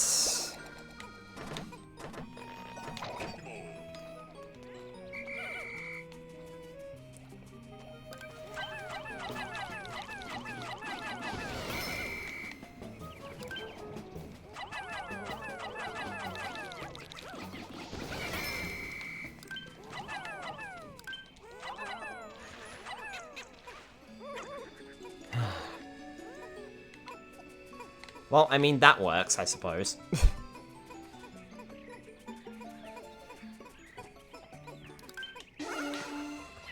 You guys may as well grab that, then.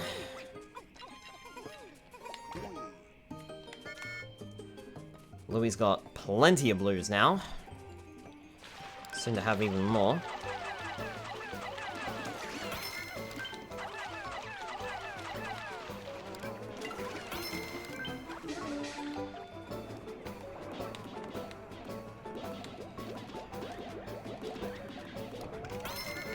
Nicely done.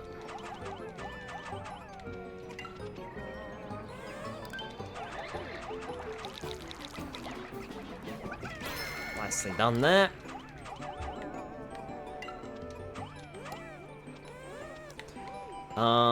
Okay, Louis, let's grab that blue Pikmin and then have you head back to the blue onion to regroup.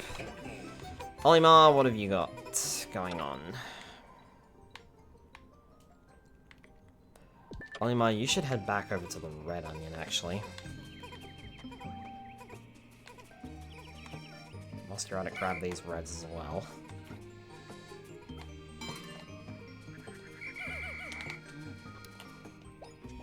Okay, I don't think Olimar can currently do anything. I think it's all just Louis at the moment. Louis's got the blues, so...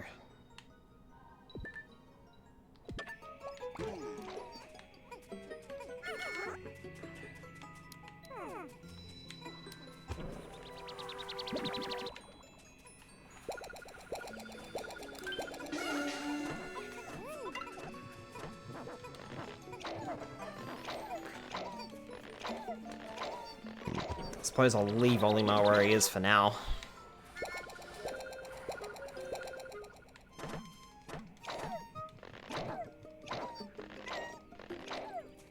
Okay.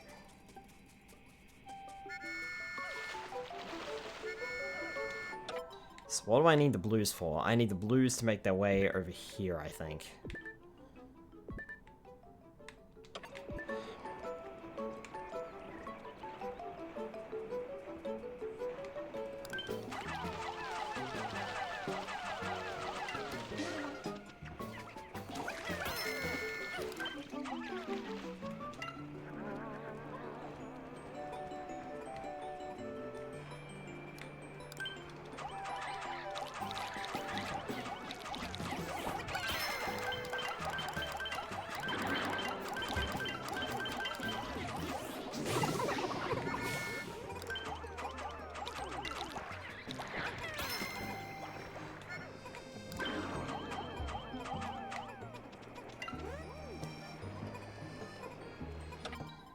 There is no reason to go this way.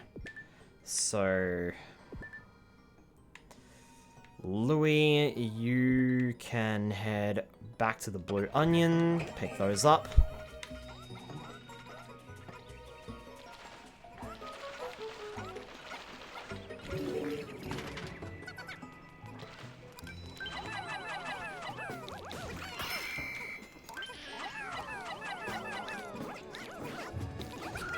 Okay, time to go.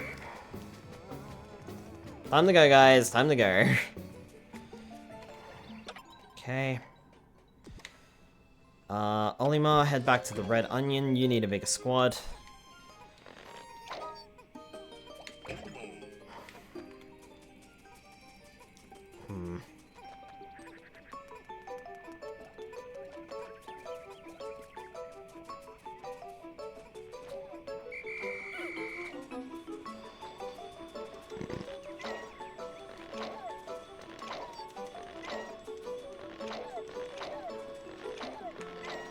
That's better.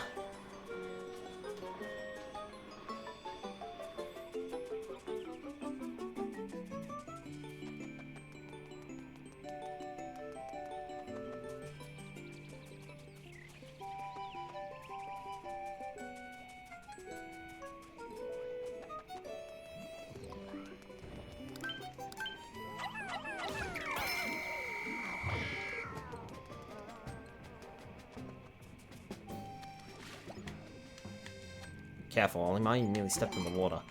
Olimar... not Olimar. Louis, what are you doing?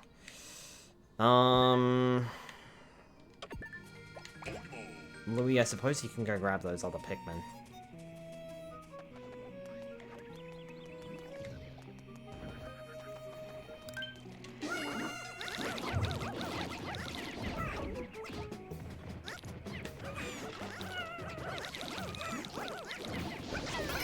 Fine, except a few losses.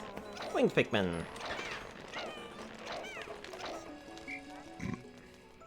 Made it.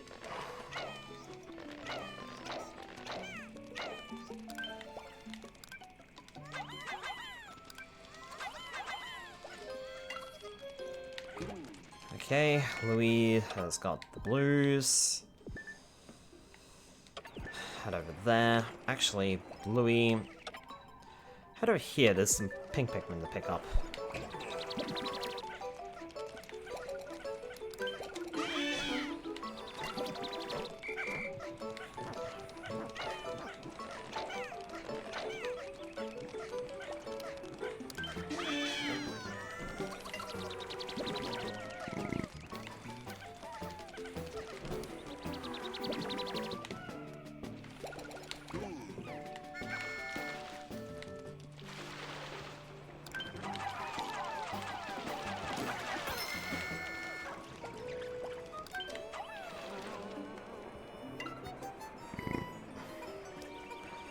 Okay, what I'm actually gonna have Louis do is I'm gonna have Louis put some of the,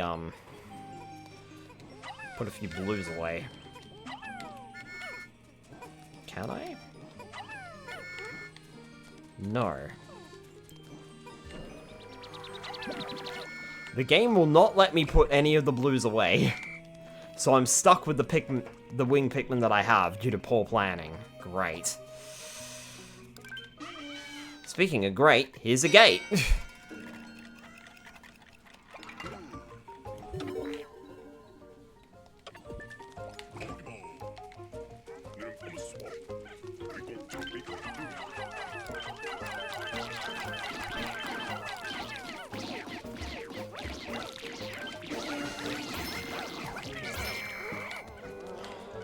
Right. Oh boy. Hi.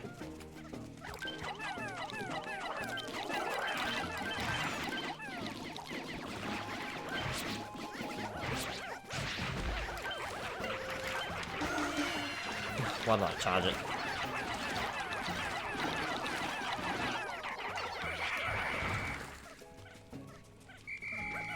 Louis, get over here. I need your assistance.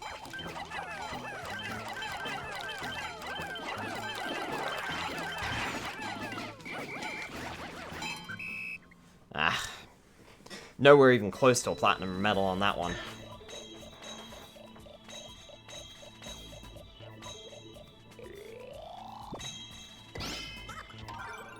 Yeah, I only got bronze. Good point, this bronze medal is well deserved, Lieutenant.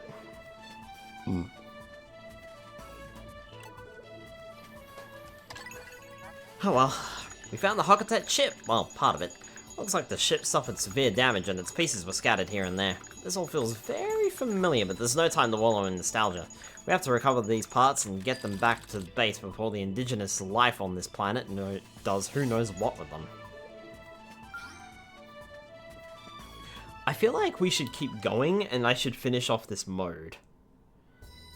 Don't bother lifting that ship part until you've cleared a route back, including bridges. I don't want to see any bite marks on Hocketet freight property. Mission log day 4. We found the most important part of the ship, the main engine. It's a bit dirty from exposure to the elements, but it should still function. Now to consider how to transport it back to base without any indigenous creatures damaging it.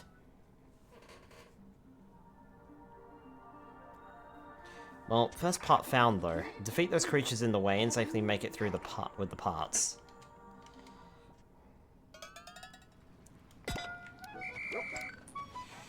Louis with me, we need to bring these parts back to the pod. We can't go home.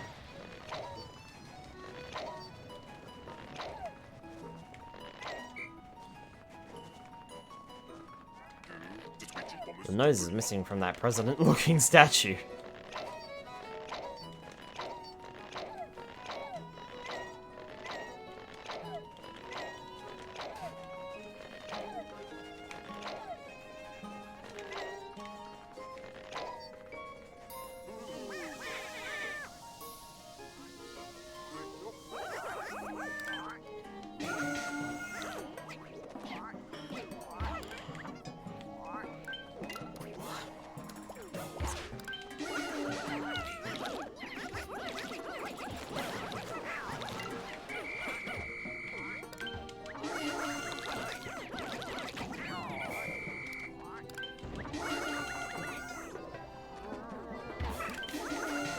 No, guys, come on.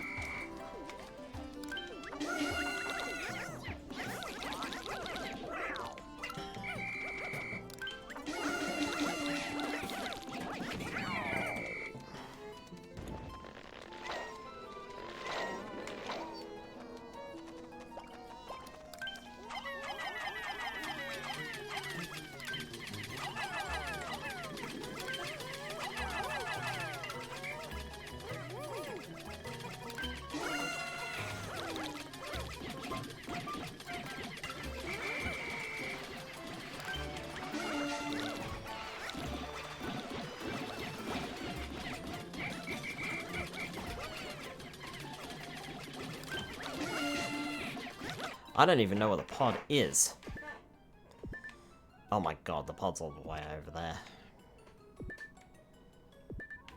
This could be difficult. Alright.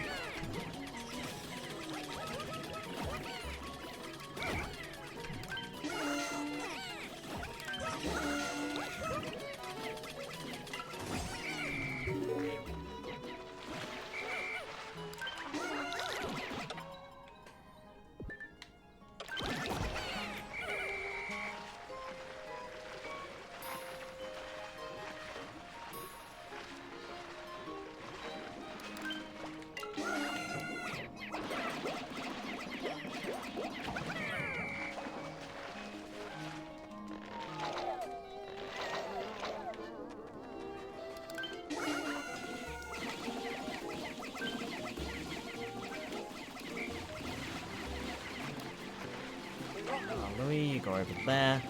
I'll keep an eye on these guys.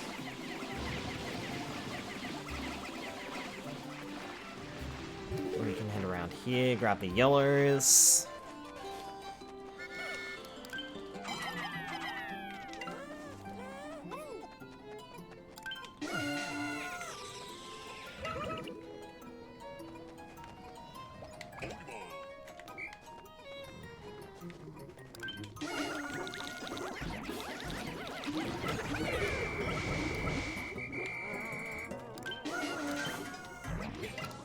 Guys, not that.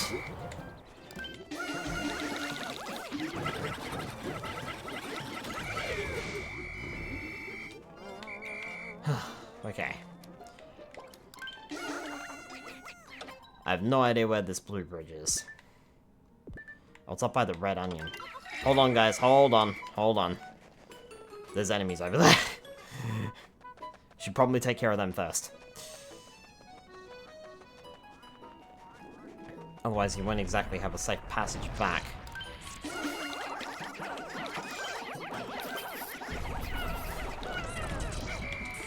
Right. Okay.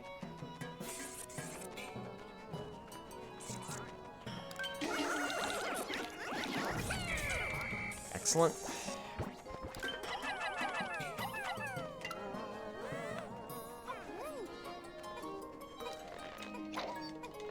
I have no idea what Louie's up to, I haven't bothered checking.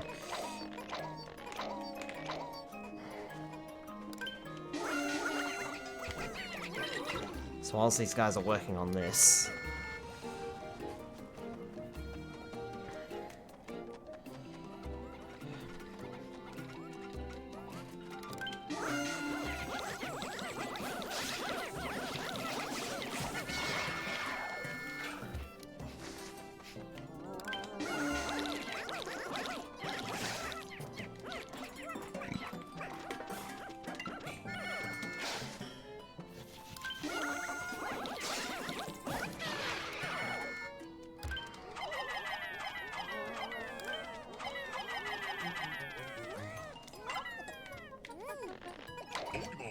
Olimar.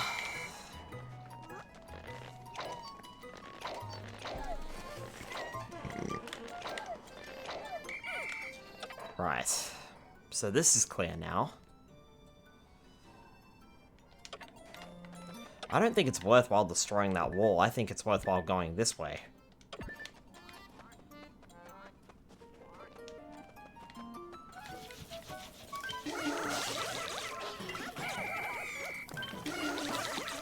Ah.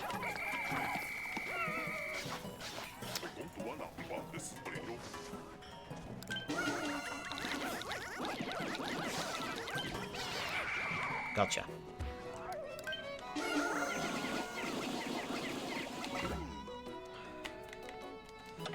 Alright, Louise plucked the Pikmin here, so why don't you build that?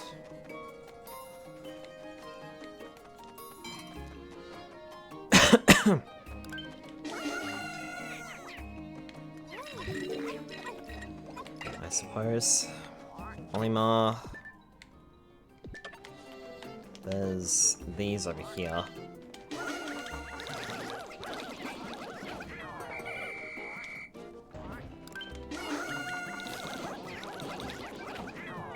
Nicely done. Okay. Louis, where are you at? Oh, there, I suppose, somewhere. Oh, yeah, I see. Should have this done soon.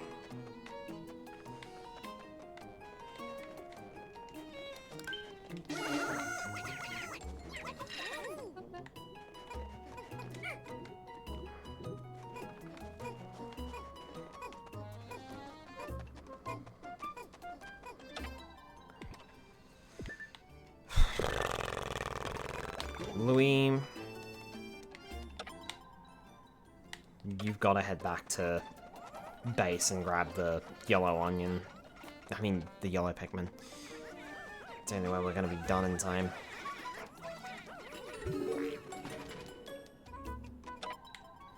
Right, that's the bridge done. So,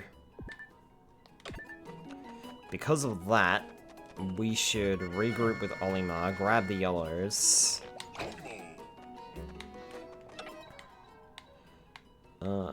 Olimar, you head back over here, grab these guys.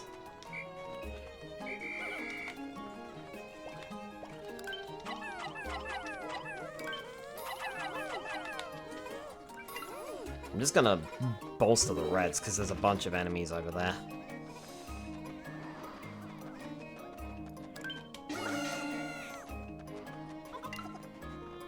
So I'll feel safer doing that. I may as well have the blues do something. Not that this matters much. You guys can start carrying that, but you'll have to stop soon enough.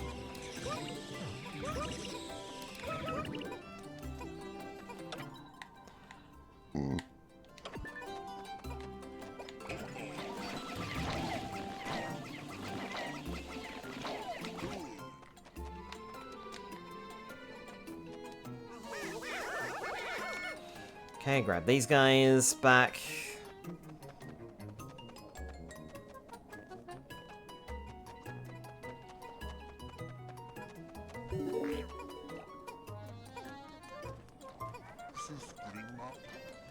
Get to the opposite shore. Aw, I'm starving. Alright. Now that our swords have combined, we can head through here.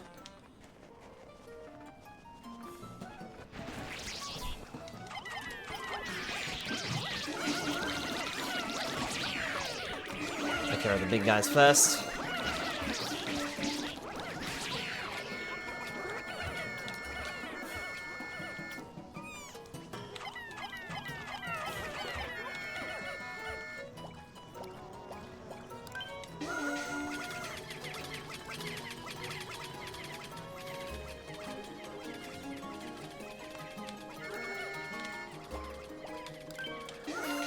Reds, you carry that the rest of the way, thank you. Because the yellows have to work on this gate.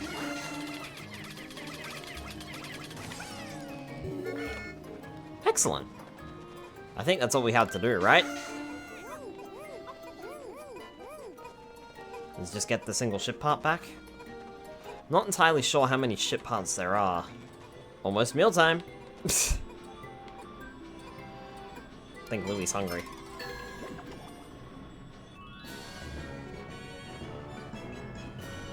I think it just went down to a gold medal as well. Damn.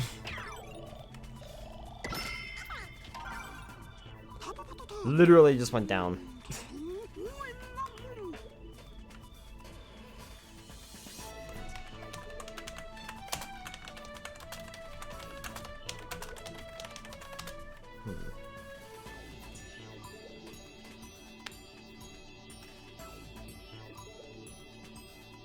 Alright. So, we're not gonna finish this tonight. Definitely not.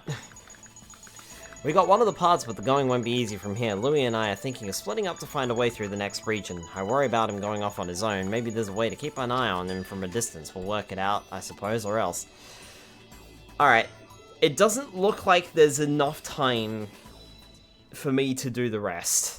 Perhaps if I hadn't stopped to read all those enemy bios, but I wanted to do that, we would have had this finished. But there's 6 more days to play. So, I don't think we're going to be doing this tonight, because it's 11:14. I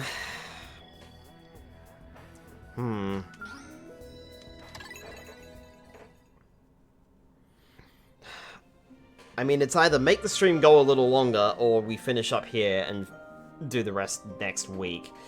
So not quite done with Pikmin 3 Deluxe. I think we'll call it there. I mean, if worse comes to worse and we've got nothing else to do, we can start doing some of the missions, I suppose. So I reckon we'll finish up the side stories next week.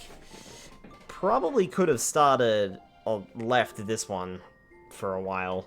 It's not, I feel as though the funny thing is it's probably got like an hour left at best. That's the thing. So, I feel like next week's Pikmin 3 Deluxe stream is going to be very, very, very short. In the meantime, tomorrow night is Pokemon Mystery Dungeon Rescue Team DX when we're going to Purity Forest and... Blech! Oh boy, I'm not looking forward to that. That's gonna be a fucking nightmare. I figured that what I might do is I might try with Skylar the Charizard and just go with what I've got and try, because I've got Steamroll on it. So I might try around with that and see how far I get. And if I don't end up getting too far because of hunger, then I will restart and try to get the small stomach ability, which is going to be fun. That could take up the rest of the stream, so stay tuned for that, I suppose. Also, on Thursday night this week, we'll be playing more Kirby Air Riders, finishing up the story mode of that game as well, the road trip mode, so stay tuned for that. Next week, of course, Paper Mario The Thousand Year Door will be returning on Monday night.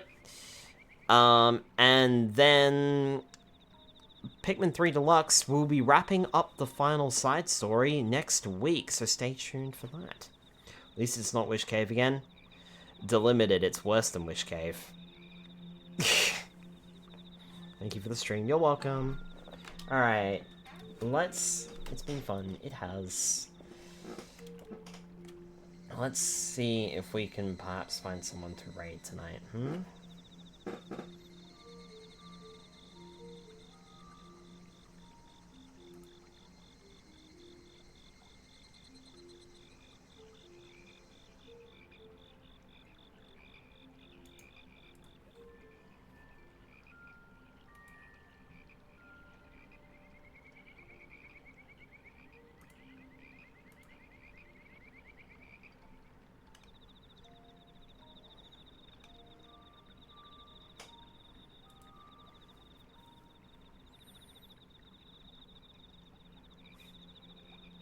Monzi is playing some VR chat.